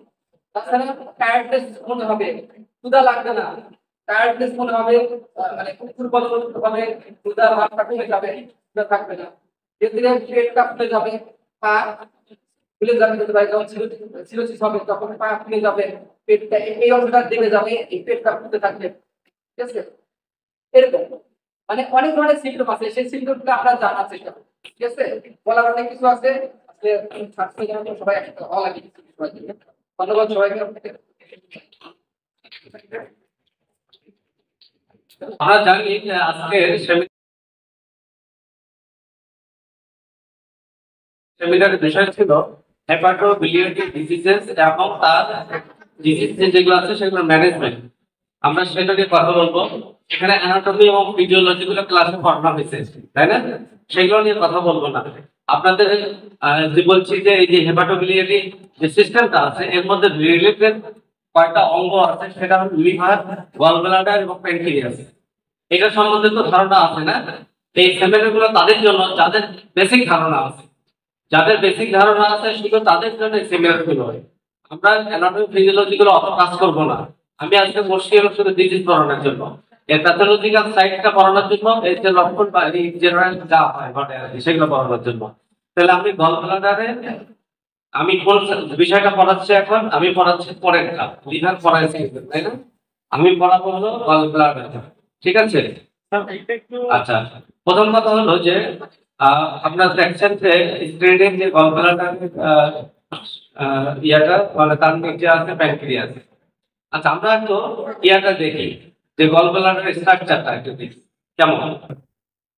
এই গলব্লাডার স্ট্রাকচার যে উপরে লিভার আর নিচে হলো গলব্লাডার, তার নিচে প্যানক্রিয়াস।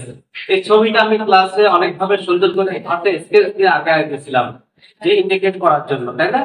কোনটা রাইট অ্যাঙ্গেল হেপাটিক ডাক্ট, কোনটা কমন হেপাটিক ডাক্ট, কোনটা কমন বাইল ডাক্ট, এগুলো সবকিছু ডিটেইলস আমি ক্লাসে পড়াই দিয়েছি। এই ধরনের ছবি, ঠিক আছে। আমরা আচ্ছা, আমি আপনার আমাকে তো চেনেন, সেখানে তো আর ছবি দেওয়া নাই। আমি আপনাদের সবসময় একটা ভালো প্রেজেন্টেশন দরকার দেওয়ার জন্য খুব চেষ্টা করি, মানে I should try to best of myself, মানে আমি আমার সাধ্য মতো চেষ্টা করি যতটুকু পারার কথা এটা করি। তাহলে আমি প্রথম কথা হলো, প্রথমে জানবো এই যে হেপাটোবিলিয়ারি যে সিস্টেমটা আছে সেটার একটা ডেফিনেশন জানবো। টোটাল হেপাটোবিলিয়ারি সিস্টেমের একটা ডেফিনেশন। এটা বললাম যে এই সিস্টেমের সঙ্গে 3টা অঙ্গ জড়িত, লিভার, গলব্লাডার, প্যানক্রিয়াস।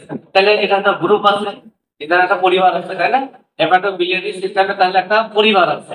এই পরিবারের টোটাল যে পরিবারটা আছে, এই পরিবারটা মিলিয়ে যে ডিজিজ গুলো হয় তাকে বলা হয় হেপাটোবিলিয়ারি ডিজিজেস। বুঝতে পারছেন?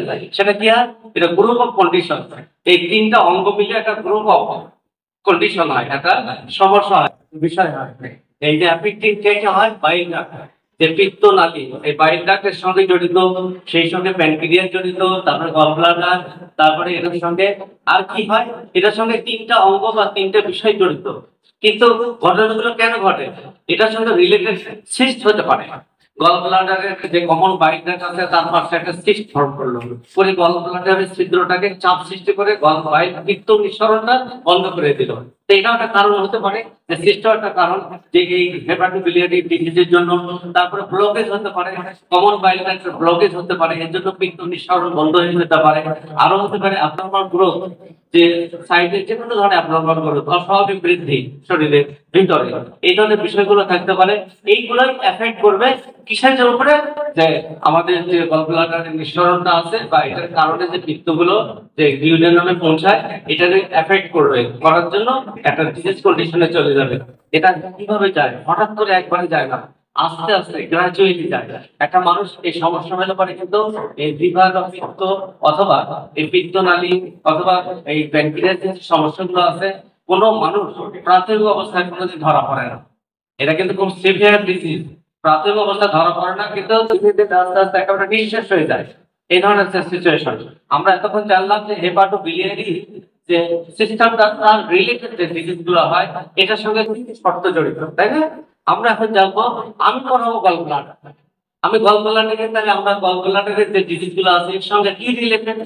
গলব্লাডার রিলেটেড ডিজিজ গুলো আছে সেটা হলো এর সঙ্গে গলব্লাডারের স্টোন হয়, সেটা জড়িত। এর সঙ্গে ইনফ্লামেশন, ইনফ্লামেশন আমরা জানি ইনফ্লামেশন একটা সিচুয়েশন, যে কোনো শরীরে যে কোনো জায়গায় ইনফ্লামেশন হোক না কেন সেখানে কিছু ঘটনা ঘটে, তাই না?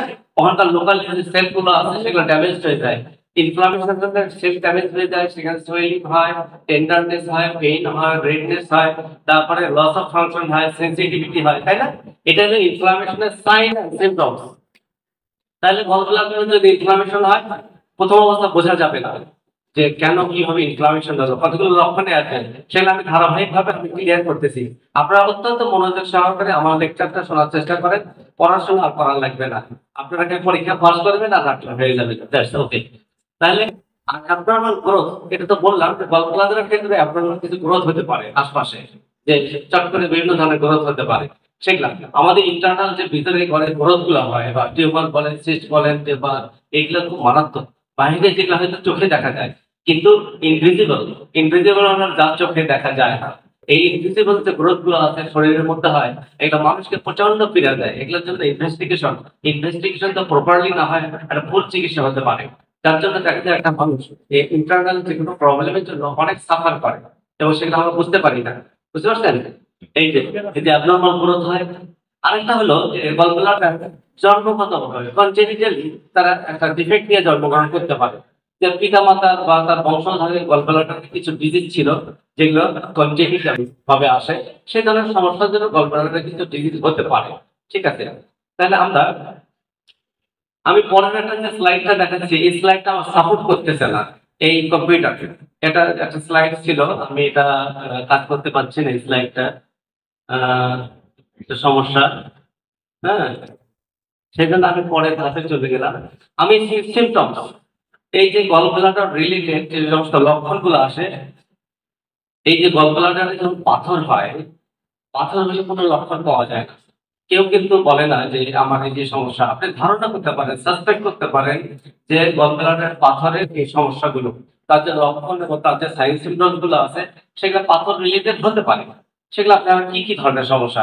তো প্রথম কথা বললাম, গলব্লাডারের পাথর জমলে 10 বছরেও মানুষের সমস্যা হয় না, কিন্তু এখন ডাক্তারের কাছে যাওয়ার পরে ডাক্তার চিন্তা করে যে এত সমস্যা, মানে এপিগ্যাস্ট্রিক পেইন, তারপরে যে ব্রেস্ট রিলেটেড পিছনে পোস্টেরিয়র এরিয়াতে পেইন হচ্ছে, পিছনের দিকে স্ক্যাপুলার টিপ অফ দ্য স্ক্যাপুলাতে পেইন হচ্ছে, মার্ফিস সাইন পজিটিভ হচ্ছে, তার মানে কি? তার নিশ্চয়ই গলব্লাডারে পাথর থাকতে পারে। তার জন্য কি আল্ট্রাসাউন্ড করবে, এক্সরে করবে, করার পরে আরো কনফার্ম হবে, তাই না? এই ধরনের ব্যাপারগুলো কনফার্ম হলে পরেও পরে হয় কনফার্ম, তার আগে গলব্লাডারে স্টোন কোনোভাবেই ধরা পড়ে না। বুঝতে পারছেন? তাহলে গলব্লাডারে stone maybe causes no sign or symptoms. বুঝছেন? গলস্টোন এটা হয় কি যে গলস্টোন হলে পরে যে সমস্যাটা মেইনলি হয় সেটা ব্লকেজ হয়ে যায়। গলব্লাডার স্টোন যদি জায়গা মতো থাকে, পিত্তথলির ভিতরে থাকে, আপনার কোনো সমস্যা নেই। পিত্তথলির মধ্যে অনেকদিন থাকতে পারে, আপনি একটা রেস্ট নিয়ে অপারেশন করতে পারেন, কিন্তু পিত্তথলি থেকে যখন বের হয়ে যায়, কারণ পিত্ত না থলিটা কন্ট্রাকশন করে, পিত্ত বের করে দেওয়ার জন্য চাপ সৃষ্টি করে, চাপ দেওয়ার পরে পিত্ত বের হয়ে আসে। তো পিত্ত থলি থেকে পিত্ত বের হয়ে আসার প্রথম যে মুখটা আছে সিস্টিক ডাক্তার, তাই না? প্রথম মুখটা, এই মুখটা যদি পিত্ত না আসে, পিত্ত থলিতে পাথরটা আগে চলে আসে, তাহলে মুখটা বন্ধ হয়ে যায়। আর বন্ধ হয়ে গেলে একেবারে সিভিয়ার পেইন হয়, সিভিয়ার পেইন, এত সিভিয়ার পেইন হয় অনেকটা গড়াগড়ি করে মাটিতে। বুঝতে পারছেন? তারপরে ওই পাথরটা যে এই দিকে সামনে পিছনে যে কোনো একদিকে যাওয়া লাগবে, আর পিছনে ব্যাক করতে হবে, ব্যাক তো আর করতে পারে না, পিছনে তো পিত্ত চাপ দিচ্ছে, সামনের দিকে যাবে, যাওয়ার পরে পিত্তনালী সিস্টিক ডাক থেকে আরো নিচের দিকে নেমে গেলে কমন হেপাটিক ডাক্টে আসবে, তাই না? মনে আছে ছবিগুলো? কমন হেপাটিক ডাক থেকে কমন বাইল ডাক্টে আসবে, কমন বাইল ডাক্টে এসে যদি আটকে যায়, একেবারে লিভার থেকে কিছু জিনিস আছে যে ওই দিক ইন্টেস্টাইনে যায়, সেটাও বন্ধ হয়ে যায়। এটা আরেক প্রবলেম, অবস্ট্রাকশন হয়ে যায়। এই অবস্ট্রাকশন হয়ে গেলে সিভিয়ারিটি অনেক বেশি বেড়ে যায়, দেখা যায় তার টয়লেটের সমস্যা হয়, তারপরে পিত্ত না থাকার জন্য পায়খানা প্রচন্ড দুর্গন্ধ হতে পারে, পায়খানার কালার চেঞ্জ হয়ে যাবে। বুঝতে পারছেন? হজম হবে না ঠিকভাবে, ফ্যাট হজম হবে না, এগুলো সমস্যা হবে। এবং এটা যদি সাস্টেইন করে, গ্রাজুয়ালি সাস্টেইন করে অনেকদিন থাকে, তাহলে আস্তে আস্তে দেখবে যে এটার জন্য তার অনেক সমস্যা হচ্ছে, ডাইজেস্টিভ ডিসঅর্ডার হয়ে যাচ্ছে, নানান রকমের প্রসঙ্গ আসে, তার আইবিএস হয়েছে, কনস্টিপেশন হয়েছে, গ্যাস্ট্রিক ইন্টেস্টাইনাল ডিসঅর্ডার হয়ে গেছে, নানান প্রসঙ্গ আসে। ঘটনাগুলো এখান থেকেই ঘটে। বুঝতে পারছেন? তাহলে আমরা এটা জানলাম যে ব্লকেজের কারণে যে ঘটনাগুলো হয়, এটা যে সমস্ত সাইন সিম্পটম গুলো এই বিষয়ের সঙ্গে জড়িত থাকতে পারে, সেটা হতে পারে সাডেন রেপিড তার পেইন হতে পারে, upper right portion of the your abdomen, আপনার abdominal cavity upper right portion of the অ্যাবডোমেনে হতে পারে পেইন। এটা সাধারণত ওই যে মাঝখানে এপিগ্যাস্ট্রিক রিজিয়ন, তাই না? রাইট হাইপোকন্ড্রিয়াক, রাইট হাইপোকন্ড্রিয়াক রিজিয়নে ব্যথা হতে পারে। তারপরে সাডেন এবং রেপিডলি ব্যথাটা আসবে সেন্টার অফ ইয়ার অ্যাবডোমেন। হ্যাঁ, আমাদের ব্যথাগুলো শুরু হয় কোথায়? আমরা একটা কথা বলছিলাম যে ইয়ে করানোর সময়, যে আপনাদের পেইন যেখানেই করুক না পেটের মধ্যে, পেইন যেখানেই করুক না কেন, আপনি ধারণা করবেন, রোগীর সঙ্গে কথা বলবেন, আপনি প্রফেশনালি ডায়াগনোসিস করবেন, তারপরে ইনভেস্টিগেশন করবেন, কনফার্ম ডায়াগনোসিস করবেন, করার পরে আপনি চিন্তা করবেন যে কোথায় হাত দিবেন। একটা রোগীকে বেডে শুয়ে দিচ্ছেন, শুয়ে দেওয়ার পরে সিস্টেমিক এক্সামিনেশন করতেছেন, তাই না? এক্সামিনেশন করতে যে আপনি কোথায় হাত দেবেন, যেখানে ব্যথা, তখন তার অ্যাপেন্ডিক্সের প্রদাহ, অ্যাপেন্ডিসাইটিস, তার ওখান থেকে ব্যথাটা স্প্রেড হয়ে গেছে, পেটের সব জায়গায় ব্যথা। আপনি যদি তার লক্ষণ সাদৃশ্য মনে করেন যে তার গল ব্লাডারে ব্যথা হতে পারে, অথবা তার অ্যাপেন্ডিক্সের ব্যথা, অথবা ভিসেরাল পেইন বা স্টমাকে কোনো গ্যাস্ট্রিক পেইন, এটা হতে পারে। তা আপনি যদি সাসপেক্ট করেন যে এটা হতে পারে, যে এরিয়াতে সাসপেক্ট করলেন, ধারণা করলেন যে এরিয়ার কারণে ব্যথা, ওইখানে আগে হাত দিবেন না। ওইখানে হাত দিচ্ছেন তো শেষ, একেবারে মৌচাকে ঢেল মারা আর ওইখানে হাত দেওয়া একই কথা। ব্যথা ছড়ায় যাবে, পুরো পেট জ্বলে যাবে, আপনি আর ডিসিশন নিতে পারবেন না কোথায় ব্যথা। আপনি সাসপেক্ট করলে তার অ্যাপেন্ডিসাইটিস, অ্যাপেন্ডিক্স রিজিয়নে ব্যথা, তাহলে আপনি হাত দিবেন অন্য জায়গায়। রাইট ম্যাকবার্নস পয়েন্টে হলো কি থাকে, অ্যাপেন্ডিক্স থাকে, রাইট ম্যাকবার্নস পয়েন্টে, ওই পয়েন্টে সারা অন্য জায়গায় হাত দিবেন, দিয়ে ওখানে যাবেন শেষে, ওখানে শেষে যায় যখন চাপ দেবেন, তখন দেখবেন রোগীর চেহারার দিকে তাকাবেন, কেন ডাক্তাররা দেখা যাচ্ছে যে রোগীর মাথা এই পাশে ঘুরাই দিয়ে সিস্টেমিক এক্সামিনেশন করে আর হাতটা রোগীর মুখের দিকে দেখে, কেন দেখে? যে ব্যথা মুখের face is the mirror of mind, তাই না? মুখে বোঝা যায় তার ব্যথা থাকে। একটা মানুষ সুস্থ অসুস্থ ভালো মন্দ দুঃখ হতাশা বেদনা সবকিছু ফেসটা মুখের পর্দা, মুখ দেখলে বোঝা যায়। আর এটা বুঝতে হবে আপনাদের কি doctor, you are exception for others. তাহলে আমরা জানলাম যে এই যে পেইন গুলো হয়, সাডেন পেইন, এই যে এগুলো সবকিছু মূলে কোনো একটা ঘটনা আছে। তাহলে আমরা এইরকম জাস্ট বিলো ইউর ব্রেস্ট বোন, এই যে নিপল ব্রেস্ট বোনের নিচে যে রিবস গুলো আছে এর নিচে পেইন হয়। তারপরে হলো কি হয়, ব্যাক পেইন হয়, শোল্ডার পেইন হয়। তারপরে রাইট শোল্ডারে বিশেষ করে রাইট শোল্ডার পেইন হচ্ছে। আমারও তো 2 দিন হলো শোল্ডার পেইন, আমিও তো সন্দেহ করতেছি কি না কি হলো। নর্সিয়া হতে পারে, নট ভমিটিং, ভমিটিং টেন্ডেন্সি নর্সিয়া। অনেকে জিজ্ঞাসা করবে বমি কি হয়ে যায়? না, বমির ভাব হয়, এটা বলে নর্সিয়া, যে ভমিটিং টেন্ডেন্সি নট ভমিটিং। তারপরে ভমিটিংও হয়ে যেতে পারে অনেকে, তাই না? অতিরিক্ত যে পাথরের যে সিভিয়ারিটি যদি বেশি বেড়ে যায়, ইনফ্লামেশন বেশি বেড়ে যায়, গলব্লাডার স্টোন অবস্ট্রাকশন করে ফেলছে, এইরকম সিচুয়েশন যদি সিভিয়ারিটি তার অনেক বেশি হয় তাহলে বমি করে ফেলে। তার আগে সিভিয়ারিটি কম থাকলে তার ভমিটিং টেন্ডেন্সি হতে পারে, নর্সিয়া। এটা শুধু এর সঙ্গে রিলেটেড নয়, আপনাদের তো অনেক রোগ করবে, অনেক রোগের সঙ্গে রিলেটেড, তাই না? তাহলে আমাকে সবকিছু মিলে আপনার ডিফারেন্সিয়াল ডায়াগনোসিস করতে হবে। ডিফারেন্সিয়াল ডায়াগনোসিস কি? একটা রোগ চিন্তা করতেছেন, ওটার সঙ্গে এটার আর কোনো রোগের সঙ্গে যোগাযোগ আছে কিনা, তাই না? ডিফার করে, অন্যের সঙ্গে অন্য ডিফার করা হয়, এখানে বলা হয় ডিফারেন্সিয়াল ডায়াগনোসিস। তারপরে ভমিটিং, তারপরে গলস্টোন পেইনটা, গলব্লাডারের ভিতরে স্টোন থাকলে পেইনটা বেশি সাস্টেইন করে না, 1-2 মিনিট বা 1-1 ঘন্টা করে ভিতরে থাকলে, কিন্তু বাইরে আসলে কিন্তু ভালো হবে। এই ধরনের সিচুয়েশন আমরা। তারপরে আমরা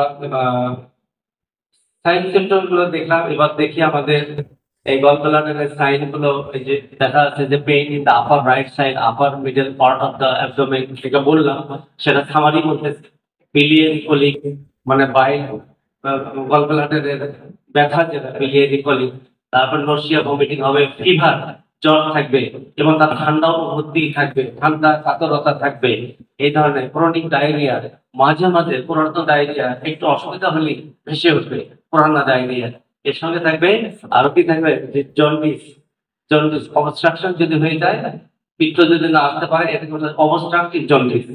আপনার জন্ডিস প্র্যাকটিস অফ মেডিসিনের 3rd ইয়ার 4th ইয়ারে করানো হয়, সেখানে জন্ডিসের 3টা টাইপস বলা হয়েছে। একটা হলো হেপাটোসেলুলার জন্ডিস, হেপাটো মানে লিভার, লিভারের সেলের কোনো কারণে ডিসফাংশনের জন্য জন্ডিস হয়, হেপাটোসেলুলার জন্ডিস। আরেকটা হচ্ছে হেমোলাইটিক জন্ডিস, হেম মানে হলো রক্ত, হেমোলাইটিক মানে রক্তের জন্ডিস, রক্তের ভিতরে বিলিরুবিন অনেক বেশি বেড়ে যায় কোনো কারণে, সেটার জন্য জন্ডিস হচ্ছে হেমোলাইটিক জন্ডিস। আর পাথর জনিত, গলব্লাডার থেকে পাথর বের হচ্ছে, বাবা পাথরটা যদি সসম্মানে বের হয়ে যায়, আপনি টের পান না, পাথর কিন্তু তৈরি হয়। গলব্লাডারে সবসময় পাথর তৈরি হয়, সবারই আছে। যদি বের হয়ে যায় কোনো সমস্যা নেই, কিন্তু ভেজালটা তখনই লাগে তখন আটকে যায়। এই আটকে যাওয়ার জন্য একটা জন্ডিস হয়, অবস্ট্রাকটিভ জন্ডিস, তাই না?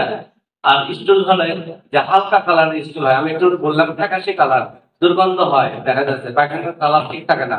পায়খানার কালার কিন্তু একটা ফ্যাক্টর। আমরা বলছি, আপনার কোনো রোগীকে বলবেন আপনার মানে পায়খানার রং কেমন, তখন রোগী উত্তর দেবে এই কালার।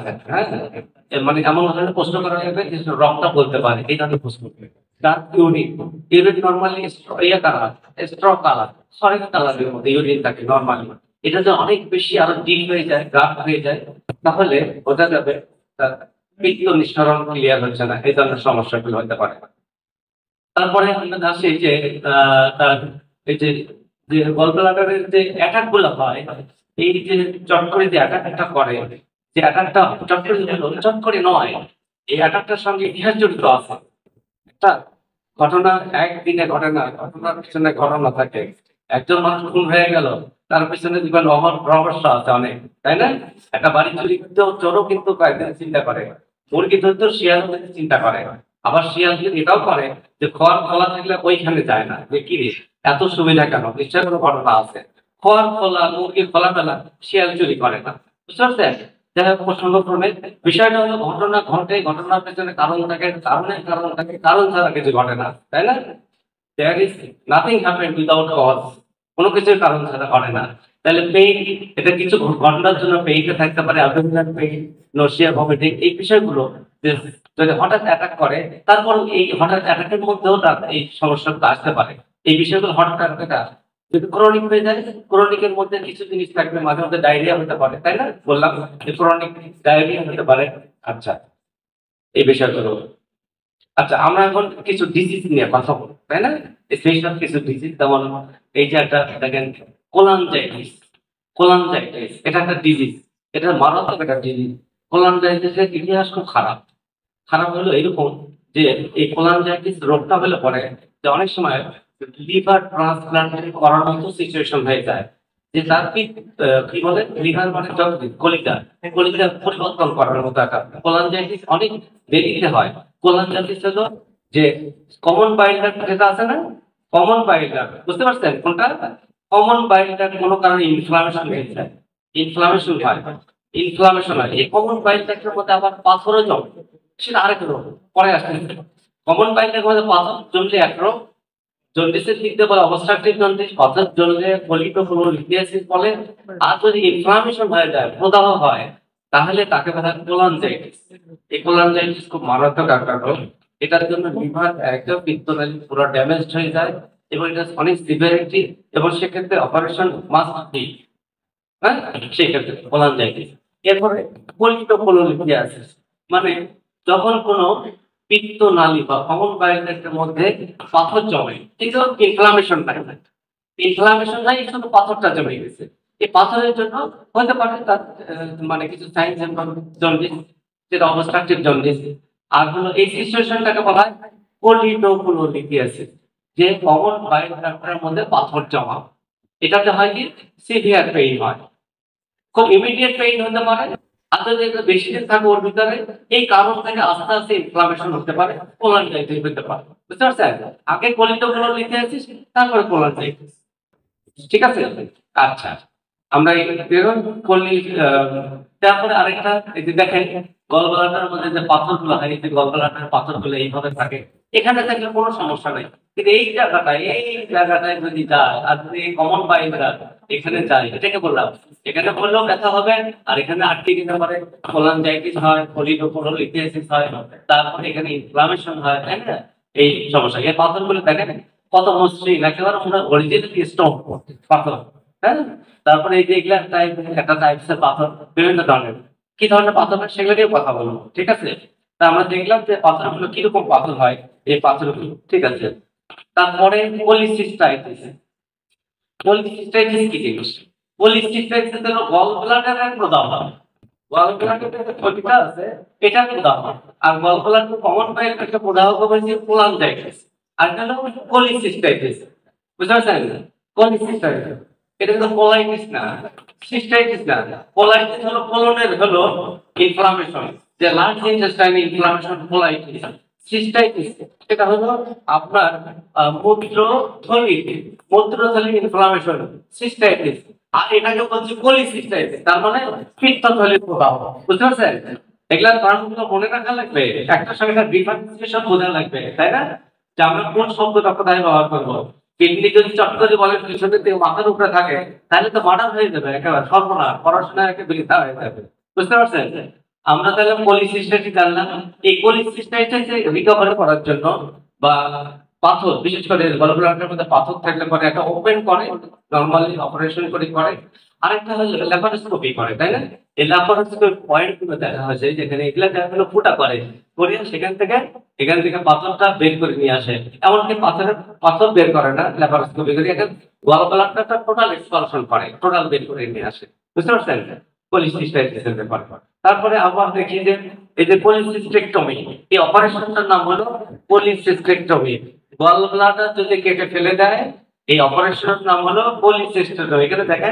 এখানে দেখেন যে এই যে গলব্লাডারটা নিচে ছিল, এখান থেকে ডিটাচ করে ফেলছে, হ্যাঁ, করার পর আলাদা হয়ে গেছে। এরকম সিচুয়েশনটা হলো surgical removal of the gallbladder, হ্যাঁ। এই তারপরে আমরা দেখি এখন হলো যে গল স্টোনটা কি জিনিস, গলব্লাডারে যে স্টোন হয় এটা কি জিনিস? একটা এক ধরনের ডিপোজিট। ডিপোজিট মানে কি? কোনো কিছু অ্যাকুমুলেশন হওয়া, জমা হওয়া, বুঝতে পারছেন? এটা এক ধরনের ডিপোজিট বা অ্যাকুমুলেশন হয় হার্ড সাবস্টেন্স। সেগুলা আসে কোথা থেকে? শরীরের বিভিন্ন জায়গা থেকে আসে, এসে ওখানে জমা হয়।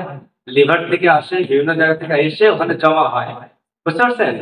এই জমা হওয়ার পরে সেগুলো হয় কি আস্তে আস্তে বড় হয়ে যায়। সেগুলো দেখা যাচ্ছে বড় হওয়ার পরে যতক্ষণ পর্যন্ত সমস্যা হয় না ততক্ষণ তো ভালো, আর না হলে সমস্যা। রাস্তার ধারে একটা মার্কার ইট পড়ে আছে, ইটটা পড়ে আসছে গতকালকে আসার সময় আপনি দেখছেন এখানে ইট ছিল। পরের দিন যা ইটটা আর নাই, মধ্যে একটা এই পাশে ধুলাবালি গেছে, নিচে ধুলাবালি গেছে, তারপরে ইটটা ঢেকে গেছে। ধুলাটা সরাই দেখেন ভিতরে একটা পাথর আছে, ইট আছে, তাই না? তো গলগলাটের পাথরগুলো ওই রকমই জমে। দেখা যাচ্ছে যে আমাদের শরীরের মধ্যে অর্গানিক ইনঅর্গানিক সাবস্টেন্স আছে না, এই সমস্ত ইনঅর্গানিক সাবস্টেন্স যেগুলো আছে সেগুলো ডিপোজিট হয় গলগলাটের মধ্যে হয়ে আস্তে আস্তে পাথর হয়ে যায়। পাথরের বিভিন্ন ধরনের সাইজ হতে পারে, ছোট বড়। এটি গ্রাফিল টাইপের, ছোট স্মল টিনি। এই সমস্ত ছোট ছোট পাথরগুলো এগুলো হয় কি, এগুলো থাকে সবার, থাকে বের হয় অনেকদিন থাকে, এগুলো সমস্যা না। হ্যাঁ, এই সমস্ত গলগলাটের পাথরগুলো বিভিন্ন ব্যক্তির বিভিন্ন রকমের হতে পারে। একই রকম সবার যে হয় পাথরটা না। দেখা যায় আব্দুল রহিমের এক রকম পাথর, আব্দুল করিমের আরেক রকমের পাথর। এটা তো বিভিন্ন ব্যক্তি বিশেষে ভিন্নতা আসে, যেটা হোমিওপ্যাথি ফর্মুলা বলে। হোমিওপ্যাথি বলে যে ব্যক্তির ইন্ডিভিজুয়ালাইজেশনের জিনিসটা কেন করে, এখানে বোঝেন যে পাথর একজনের একই রকম হয় না, তাই না? গলগলাটের একই রকম, পাথর একরকম নয়। এখানে হলো আমার ব্যক্তি স্বাতন্ত্রতা নির্ভর করে, ঠিক আছে? আকাশ কালার, আকাশ কালার। বৃষ্টি আসতে পারে। আচ্ছা, গলগলাটের স্টোন হওয়ার যে কারণগুলো আছে, কারণগুলো হয়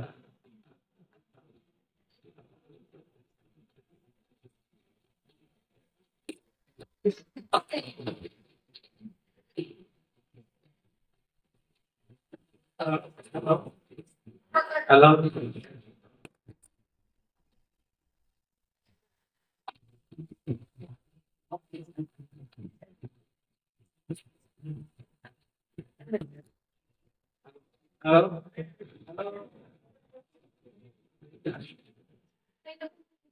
গলগলাটারে স্টোন কমবে ওই যে পাওয়ার বেশি হয়ে গেছে।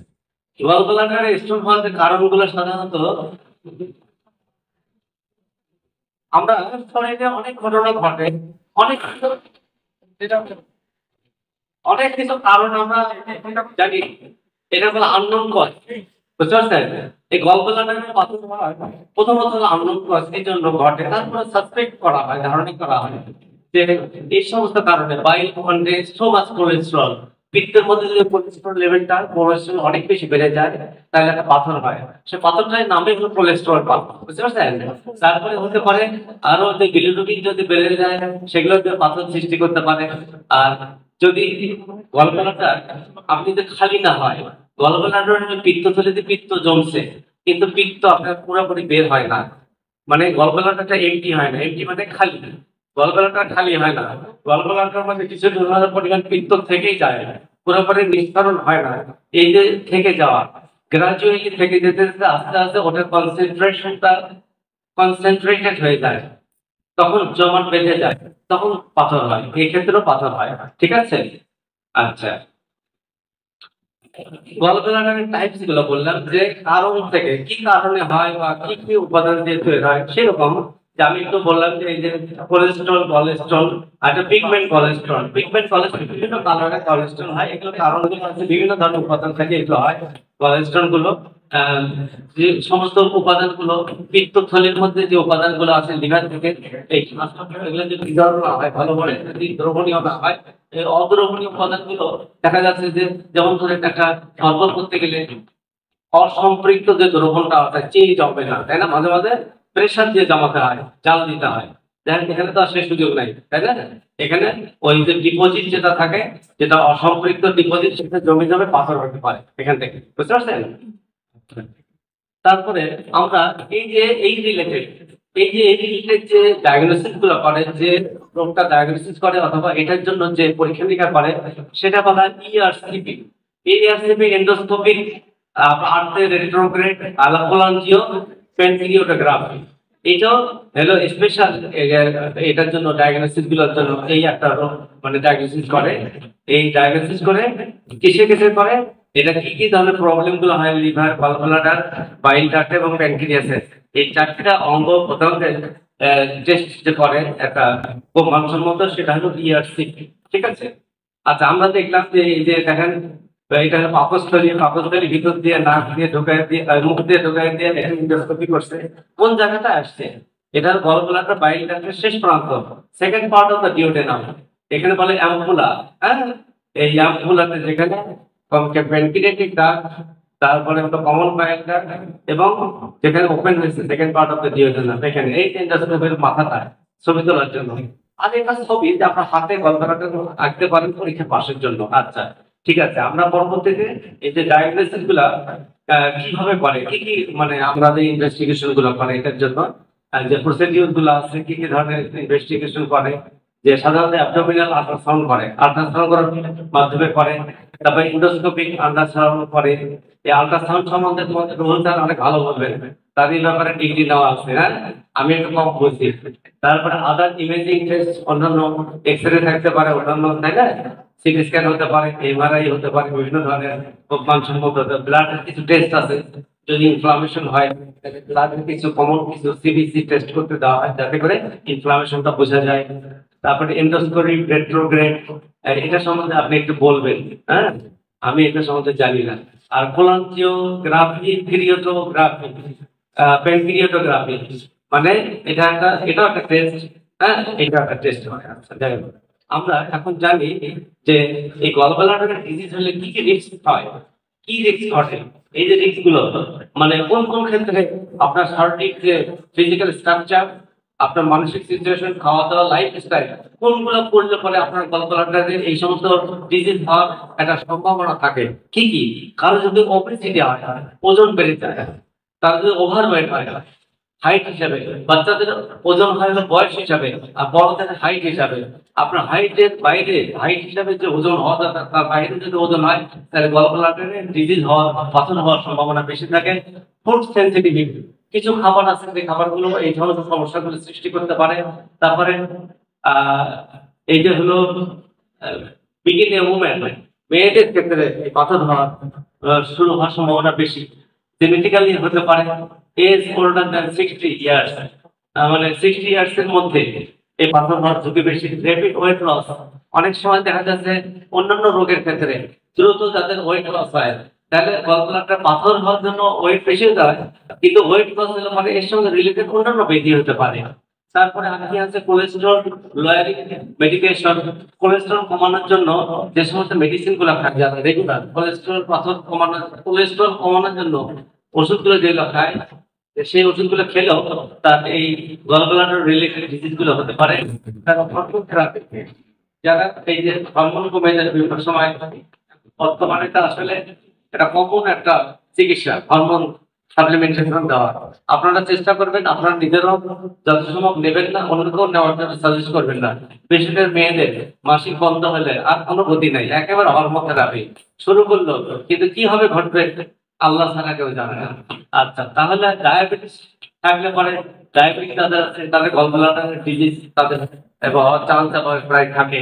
হ্যাঁ, তারপরে হাইপোথাইরয়েডিজম, যাদের থাইরয়েড গ্ল্যান্ড যদি কোনো কারণে তার নিঃসরণ কমে যায়। তারপর লো স্টোমাক অ্যাসিড, স্টোমাকের অ্যাসিডিটি অনেক, হাইপো অ্যাসিডিটি মানে অ্যাসিডিটি যদি খুব কমে যায়, নর্মালি অ্যাসিড দরকার কিন্তু যদি একেবারে কমে যায় তখনও সমস্যা। তারপরে ভেরি লো ফ্যাট ডায়েট, যে আপনি ডায়েট যেটা করতেছেন ফ্যাটি ডায়েটস গুলো, একটু ফ্যাট খেতে হবে, একেবারে ফ্যাটলেস থাকা যাবে না। হাই, যারা অনেক বেশি মদ্যপান করে বা এই ধরনের মানে উপাদানগুলো যারা খায় তাদের জন্য আমরা কি ম্যানেজমেন্ট দিই। একটা একটা এই যে গলব্লাডারের ডিজিজের পেশেন্ট হোক বা যে কোনো পেশেন্ট হোক, আমরা তাকে আগে দেখি, আসার দিকে ওষুধ দেই নাকি কথা শুনি, আগে কথা শুনি যে আপনার কি সমস্যা, কি জন্য আসছে, তাকে চিনি, তার চেহারাটা দেখি, কিভাবে বসে, কিভাবে ওঠে, তাই না, কিভাবে কথা বলে, তার বডি ল্যাঙ্গুয়েজ দিই, এগুলো সবকিছু দেখার পরে আমরা তাকে কি দিই, ম্যানেজমেন্ট দিই। ম্যানেজমেন্ট হলো এই যে দুটো, প্রিভেন্টিভ ম্যানেজমেন্ট আর কিউরেটিভ ম্যানেজমেন্ট। প্রিভেন্টিভ ম্যানেজমেন্ট হলো দুটো জিনিস, একটা অ্যাডভাইস দেই আর একটা মেডিসিন দেই। অ্যাডভাইস কি দেই, আপনি সাসপেক্ট করবেন, ধারণা করবেন, আপনারা বুঝতেছেন না, এত ভালোভাবে চলেও কেন অসুস্থ হয়ে, দেন ঘটনা ডক্টর, তাহলে আপনার কাছে যাবেন। আর আপনি যদি বুঝতে পারেন আমার চলাটাই মধ্যে মানে আজে বাজে একটা চলাফেরা, আমার চলাফেরার মধ্যে কোনো ডিসিপ্লিন নাই, তাহলে বুদ্ধিমানরা কি করবে? চলাফেরা ডিসিপ্লিন নিয়ে আসবে, নিয়ে আসার পরেও যদি অসুস্থ হয় তখন ডাক্তারের কাছে যাবে, তাই না? আপনাদের জন্য স্পেশাল পরামর্শ হলো, আপনারা doctor, you are going to be a doctor, আপনারা ডিসিপ্লিন মেনটেন করবেন, ভালো থাকবেন, সেটা হলো ব্যাপার, তাই না? আচ্ছা, তাহলে অ্যাডভাইস কি জিনিস? অ্যাডভাইস হলো ওই বিষয়, যে বিষয়গুলো অনেক এলোমেলো করে, তার তথ্য, জীবনযাত্রা, চলাফেরা, শোয়া বসা, পোশাক পরিচ্ছদ সব মিলিয়ে আপনার সুন্দর একটা অ্যাডভাইস দেবেন। কারণ আজকাল অ্যাডভাইস ছাড়া কোনো রোগী স্যাটিসফাইড হয় না। আগে বলতেন ওষুধ দিলাম, যা খা, ওষুধ খান। এখন ওষুধ খাওয়ার পাশাপাশি বলে কি, ডাক্তার সাহেব আমার টেস্ট করেন, আমার কি হয়েছে, আমার কি সমস্যা হয়েছে, আমার রোগের নাম কি?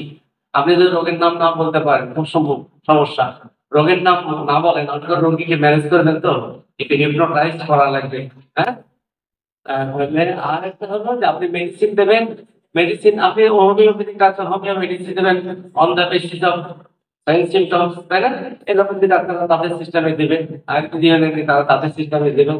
কিউরেটিভ ম্যানেজমেন্ট, আপনি যদি একজন বিচক্ষণ এবং সুশিক্ষিত ডাক্তার হন, আপনার কাজটাই হবে রোগীকে তার সুস্বাস্থ্যে ফিরিয়ে নিয়ে আসা, সেটা হোক মানসিক হোক বা শারীরিক। তাহলে সুস্বাস্থ্যে ফিরিয়ে নিয়ে আসার জন্য আপনার যেটা করণীয় সবচেয়ে, সেটা হলো রোগীর প্রতি আপনার আলাদা একটা দৃষ্টি দেওয়া লাগবে, তাই না? দৃষ্টিটা কিরকম? আপনি পড়াশোনা শিখছেন, তাহলে আপনি কাজে লাগাবেন না? শেখেন নাই, সেটা এক কথা। আপনি যদি ইবাদত করার শেখেন, আপনি ইবাদত না করেন, আল্লাহ আপনাকে ছাড়বে না, তাই না? আপনি করতে জানেন, অনেকে আছে অনেক কিছু জানেন, চুপ করে দেখেন থাকেন, এই মানুষগুলো ভালো না, আমি পারি, আমি এটা করতে পারি, অথচ সে করে না। অথচ সে তার দাবি আছে যে আপনি তো ভালো ডাক্তার, আপনার রোগী দাবি করতে পারে আপনার কাছে আপনি ভালো ডাক্তার, আপনি প্র্যাকটিস করেন, আমি প্র্যাকটিস করি না, কিন্তু করবেন না কেন? পড়াশোনা করলেন, তাই না? এটা দাবি। আর আপনি তো সুশিক্ষিত ডাক্তার হয়েছেন, আপনার পেশাগত অভিজ্ঞতা আছে, তাই না? আপনার পেশাগত অভিজ্ঞতা আছে, যে আপনি শিক্ষাগত যোগ্যতা আছে, আপনি সবকিছু বোঝেন। তাহলে আপনি যদি বোঝেন যে গলব্লাডারে পাথর আছে, পাথরটা সাইজি বড়, পাথরটা আটকে যাচ্ছে, অবস্ট্রাকশন হয়ে গেছে, এইরকম সিচুয়েশন, অপারেশন জরুরি, তাহলে আপনি জানেন এই রোগীটাকে অপারেশন করা লাগবে। আপনি সার্জারি এখানে করছেন সার্জারি হওয়ার জন্য নয়, সার্জারি বোঝার জন্য। আপনি তো বোঝেন this is the case of surgical case, আপনি অবশ্যই ইমানের সহিত, আর রোগীরা হলো আমানতের খেয়ানত করা যাবে না। আপনাকে বুঝতে হবে এবং এই আমানতের খেয়ানত না করে আপনার সিদ্ধান্ত নিতে হবে, আপনি ভাই অপারেশন করেন, this is the case of surgical case. আপনার অপারেশন পোস্ট অপারেটিভ ম্যানেজমেন্টের জন্য আপনি আমার কাছে আসতে পারেন, পরবর্তীতে দেখা যায়। এতে করে সুবিধা দুটা, একটা হলো এই রোগীটা আপনার কাছে একটা ভালো পরামর্শ পেল, তার জীবনটা সংখ্যামুক্ত হলো। আর দ্বিতীয় কথা হলো আপনার জন্য কি হলো, আপনার জন্য এটা হলো, এটা সাইকোলজি দিয়ে বোঝার চেষ্টা করেন, আপনার জন্য একটা ক্ষেত্র তৈরি হলো যে আপনি রোগীকে মিসগাইড করেন না, আপনি বোঝেন, টেস্ট বোঝেন, রিপোর্ট বোঝেন, সিচুয়েশন বোঝেন, রোগীর কমপ্লিকেশন বোঝেন, পরিণতি কি হবে সেটাও আপনি বোঝেন। এই বোঝাটা সুবিধা কি দেবে? ওই রোগের জন্য পাঠালেন, কিন্তু ওই রোগী অন্য রোগের জন্য আবার আপনার কাছে আসবে, সে তো আসবেই, আরো রোগী নিয়ে আসবে, উনি একজন ভালো ডাক্তার, ঠিক আছে না? আচ্ছা, আমরা এটা বুঝলাম যে ম্যানেজমেন্টটা আমরা কিভাবে দেবো। আচ্ছা, পরে আসি আমরা যে ট্রিটমেন্টটা, তাই না? আমরা ট্রিটমেন্ট দেবো, দেখা যাচ্ছে যে এই যে বললাম যে ট্রিটমেন্টের পার্ট, এটা কিউরেটিভ ট্রিটমেন্ট, এটা ম্যাক্সিমাম ক্ষেত্রে অনেক সময় গলব্লাডারের ট্রিটমেন্ট গুলো সার্জিক্যাল ট্রিটমেন্ট। গলব্লাডারের কিন্তু আমরা অনেক সময় অনেক ওষুধ বেড়ে গেছিলাম, অব্যর্থ ওষুধ একেবারে। গলব্লাডারের পাথরের জন্য কোলেস্টেরিনাম ফিনিক্স, আবার কি সব ওষুধ আছে, একেবারে অব্যর্থ ওষুধ, আপনি দিলে চূড়ান্ত ব্যর্থ হয়ে গেলে কিছু করার নাই।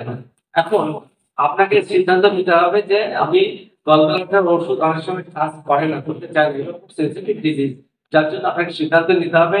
এর জন্য সাধারণত সার্জিক্যাল যে ব্যাপারগুলো থাকে সেগুলো তাড়াতাড়ি করে, গলব্লাডার রিমুভ করে ফেলে, টোটালি গলব্লাডার রিমুভ করে, যেটা বলা হয় কোলিসিস্টেক্টমি। আর হলো ওই যে গলব্লাডার পাথরগুলো ডিজলভ করার জন্য, সেটাকে গলায় ফেলানোর জন্য কিছু ওষুধপত্র আছে, হোমিওপ্যাথি ওষুধেও বলে, আমরা দিই, তারপর অনেক ডাক্তাররাও দেয়, কিছু ওষুধ আছে অ্যালোপ্যাথিতে, কিন্তু এগুলো সাস্টেইনেবল নাই, এগুলো নিশ্চয়তা নাই। তারপরে শেষে কি করে যে তাকে অপারেশন করে, সিস্টেম হলে ল্যাপারোস্কোপি করে, যাকে পলিসিস্টেক্টমি ল্যাপারোস্কোপির মাধ্যমে এইভাবে করতে পারে। এটার জন্য কি লাগে, একটা ছোট্ট ভিডিও ক্যামেরা লাগে, ল্যাপারোস্কোপি করতে টিভি বলে। আপনারা অনেক সময় যাদের করছে তাদের ভিডিও সিডি দিয়ে দেয়, আপনার বাসায় নিয়ে এসে দেখবেন, অনলাইনে দেখবেন যে সুন্দর করে দেখা যায়। আচ্ছা ঠিক আছে, এখন কি জটিলতা হয়, আপনি যদি ভুল করেন, আপনি যদি ঠিকভাবে চিকিৎসা না দেন, আর আপনি যদি কামখেয়ালি করেন, তাহলে কি ঘটনা ঘটতে পারে। এই যে গল ব্লাডারে ইনফ্লামেশন হবে, গল ব্লাডারের বৃত্তচারীর প্রদাহ হবে, কোলিসিস্টাইটিস, আবার ব্লকেজ হবে কমন বাইল ডাক্ট পাথর দিয়ে, তারপর হবে প্যানক্রিয়াটিক ডাক্ট, ওই পাথর নিচের দিকে চলে যায় প্যানক্রিয়াসের মুখ অ্যাম্পুলাম দ্বারা, প্যানক্রিয়াটিক ডাক্টের মুখ যদি বন্ধ হয়ে যায়, তাহলে এইদিকে বৃত্ত বন্ধ হয়ে গেলে প্যানক্রিয়াটিক ডাক্ট থেকে যে সমস্ত উপাদানগুলো আছে, প্যানক্রিয়াস একটা কমপ্লেক্স গ্ল্যান্ড, তাই না, যারা দুই ধরনের কাজ করে, এক্সোক্রাইন কাজ, ডাইজেস্টিভ কাজ, আর এন্ডোক্রাইন সিস্টেমের কাজও করে, তাই না। হেভি ইনসুলিন আসে, অন্যান্য উপাদান আছে, আবার হজম করার রস আসে ওখান থেকে, তাহলে দুটো সিস্টেমের বন্ধ, অনেকগুলো সমস্যা হয়ে যেতে পারে, তাই না।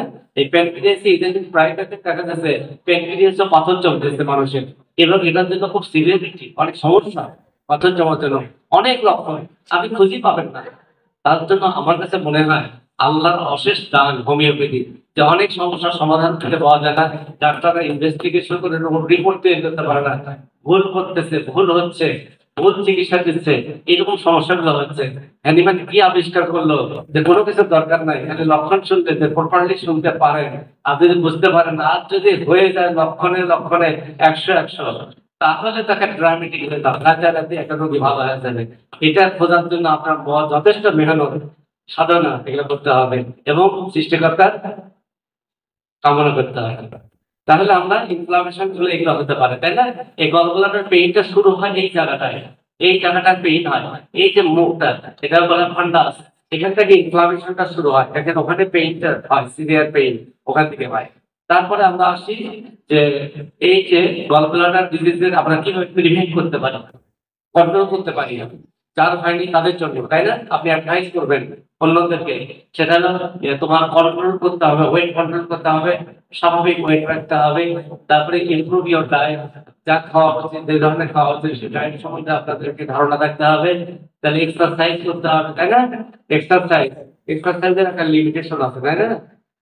এক্সারসাইজ লিমিটেশন সবকিছু, এগুলো কিন্তু অনেক পড়াশোনা পয়েন্ট গুলো বলতেছি, যে আপনি একটা রোগীকে কন্ট্রোল করবেন, ওয়েট কন্ট্রোলের জন্য অনেক পরামর্শের ব্যাপার আছে না, তার সিচুয়েশন দিবেন, পরামর্শ দিবেন, পরিস্থিতি বুঝে, তারপরে তার ডায়েট, আপনি ডাক্তার ভিজিট দিতে পারেন, ওষুধ কিনে খেতে পারেন, বললে প্রত্যেকদিন একটা করে ডিম খাবেন, আপেল খাবেন, কমলা খাবেন, আর ডালিম খাবেন, এ হবে, রোগী আর আপনার কাছে আসবে না, সব না ডাক্তার সাহেব আমাকে 12টা বাজে রেখেছে, আমার নাই হলো ভাত খাওয়ার টাকা আপনি বলে। তারপরে আল্লাহ দুই ধরনের জ্ঞান দিচ্ছে, আপনি দেখা যাচ্ছে কি আয়রন খাওয়াবেন, আপেল খাওয়াবেন, পেয়ারা খাওয়াবেন, ডালিম খাওয়াবেন, খেজুর খাওয়াবেন, দরকার কি ভাই, কচুর শাক খেলে মনে হচ্ছে বেশ আয়রন পাওয়া যায়, এগুলো তো স্বাস্থ্য করতে হবে না আপনাকে, এইটার মধ্যে অল্পর মধ্যে। আবার কি এইভাবে বলবেন না, আরে টাকা পয়সা নেই আপনার, কিসের আবার আপনি তো ওগুলো খাইতে পারবেন না, আপেল তো কেনার টাকা নেই আপনার, কচু খান, কচুর মধ্যে অনেক কিছু আছে, হবে বলারও ধরন আছে, তাই না। এগুলো অনেকগুলো ব্যাপার আছে, ডাক্তার বুঝতে পারছেন, বিচক্ষণতা বাড়াতে হবে। তাহলে এই যে পানি খেতে হবে, প্লেন্টি ওয়াটার, অনেক পানি খেতে হবে, অনেক বলতে কি 10 লিটার, 5 লিটার, 1 লিটার, 2 লিটার, তা নয়, সেটা হলো কতটুকু তার হলো এক্সক্রিশন হচ্ছে, প্রস্তাব কতটুকু হচ্ছে, প্রচন্ড ঘেমে গেছে, প্রস্তাব কমে গেছে, ঘাম গা দিয়ে ঘাম বের হয়ে যায়, 1-1.5 লিটার পানি বের হয়ে যেতে পারে, প্রচুর ঘাম, ঘামের মধ্যে অনেক কিছু বের হয়ে যেতে পারে, মাথা খারাপ হয়ে গেছে, কথা বলে চেঁচে উঠতেছে, ঠিক সাথে শরীর থেকে অনেক কিছু বের হয়ে গেছে। আর পানি কতটুকু খাবে, পানির একটা লিমিটেশন আছে, সেটা আপনাকে বুঝে শুনে খাবে। Avoid cholesterol lowering drugs and hormone therapy, যে কোলেস্টেরল খাওয়ানোর জন্য আপনি কমাবেন, আপনি কি ঘরে ঘরে পরিবেলাবেন, ভাই আপনি কি খান, আপনি কি থাইরয়েড খান, আপনি কি হাইপারথাইরয়েডিজম বা হাইপোথাইরয়েডিজম, আপনি কি থাইরয়েড খান বা কার্বিজল খান, তাহলে ওটা বন্ধ করেন। আমি এটা শিখে আসছি, স্যার বলছে, এটা কি হবে, আপনার চেম্বারে যে রুগী আছে, অন্যান্য যারা কাউন্সিলিং করা লাগবে, একটা একটা করে ধরেন, আস্তে আস্তে ঠিক হয়ে যাবে, বুঝতে পারছেন, যদি আপনি ভালো ডাক্তার হন। এখন আপনার প্রিভেনশন, তাহলে আপনাকে এই যে গলব্লাডারের যে স্টোনটা, এটাকে প্রিভেন্ট করার জন্য আপনার মাঝে মাঝে খাবারের প্রতি একটা নজর দিতে হবে, খাবার স্কিপ করতে হবে। স্কিপ মানে কি, সকালবেলা, দুপুরবেলা একেবারে রিসপুট কানেকশন দাওয়াত খেতেন সামনে যায় মাছ মাংস ডিম ডাল একেবারে আরো কত কিছু আছে না চাইতেই পাওয়া যাচ্ছে পেট ভরে খাইছে একেবারে ভাবলেন যে ওর 6 মাস হলো খাই না মাংস দেন খাই খাইতে খেতে ওভারলোড হয়ে গেছে একেবারে যারা খোঁজ নিয়ে দেখেন 7 দিন হলো বিছানা পড়ে যাচ্ছে উঠতে পারে না আরেকজন অল্প খাবার 2 পিস মাংস একটু করে খেয়ে দেখা যাচ্ছে একটু খাওয়া দাওয়া করে দিয়েছে সকালবেলা দিব্যি অফিস করতেছে কলেজ করতেছে ক্লাস করতেছে সবকিছু ঠিক আছে তার বুঝতে পারছেন তাদেরকে স্কিপ করতে হবে স্কিপ দুপুরবেলা আপনি অনেক বেশি রিচ ফুড খেয়ে ফেলছেন রাতের বেলা খাই না দরকার 1 গ্লাস পানি খান পানি খেয়ে শুয়ে যান দেখবেন যে সকালবেলা ভালো থাকবেন আপনার ক্যালোরি দরকার আমি যে কাজটা করি বসে থাকি আমার ক্যালোরি দরকার 1500 ক্যালোরি কিন্তু ওই পুস্তকে লেখা আছে একটা অ্যাডাল্ট পার্সনের ক্যালোরি দরকার 3300 ক্যালোরি দরকার নাই ওটা ভুলে যান এখন হয়তো মাথা খাটে কাজ করা বসে বসে কাজ করা বসে থাকে আপনার 1500 ক্যালোরি হলে যথেষ্ট যারা মাটি কাটে রাস্তায় কাজ করে বেশি এক্সারসাইজ কাজ করে যেগুলো যারা বডি ফিজিক্যাল ওয়ার্ক বেশি করে তাদের জন্য সর্বোচ্চ 22 থেকে 2500 ক্যালোরি এনাফ কিন্তু দুর্ভাগ্য আমাদের তাদের কোনো খাবার নাই বুঝতে পারছেন আর আমরা বসে বসে অনেক খাবার খাই কি দরকার সেজন্য খাবার স্কিপ করবেন বাদ দিবেন মাঝে মাঝে তারপরে ওয়েট লস করাতে হবে আপনাকে স্লোলি একবারে অনেকে বলেন না আমার ওজন বেশি হয়েছে একেবারে জিম করা শুরু করে দেয় কিন্তু গ্রাজুয়ালি করতে হবে একবারে করবেন না হ্যাঁ আপনার ওজন কমানো হয় মোর হাই ফাইবার যুক্ত খাবার সেটা খাবেন না ক্লিয়ার থাকবে সুস্থ থাকবেন মেইনটেইন হেলথ ওয়েট মেইনটেইন কি হলো মেইনটেইন হেলথি ওয়েট যে ভালো স্বাস্থ্য রাখার জন্য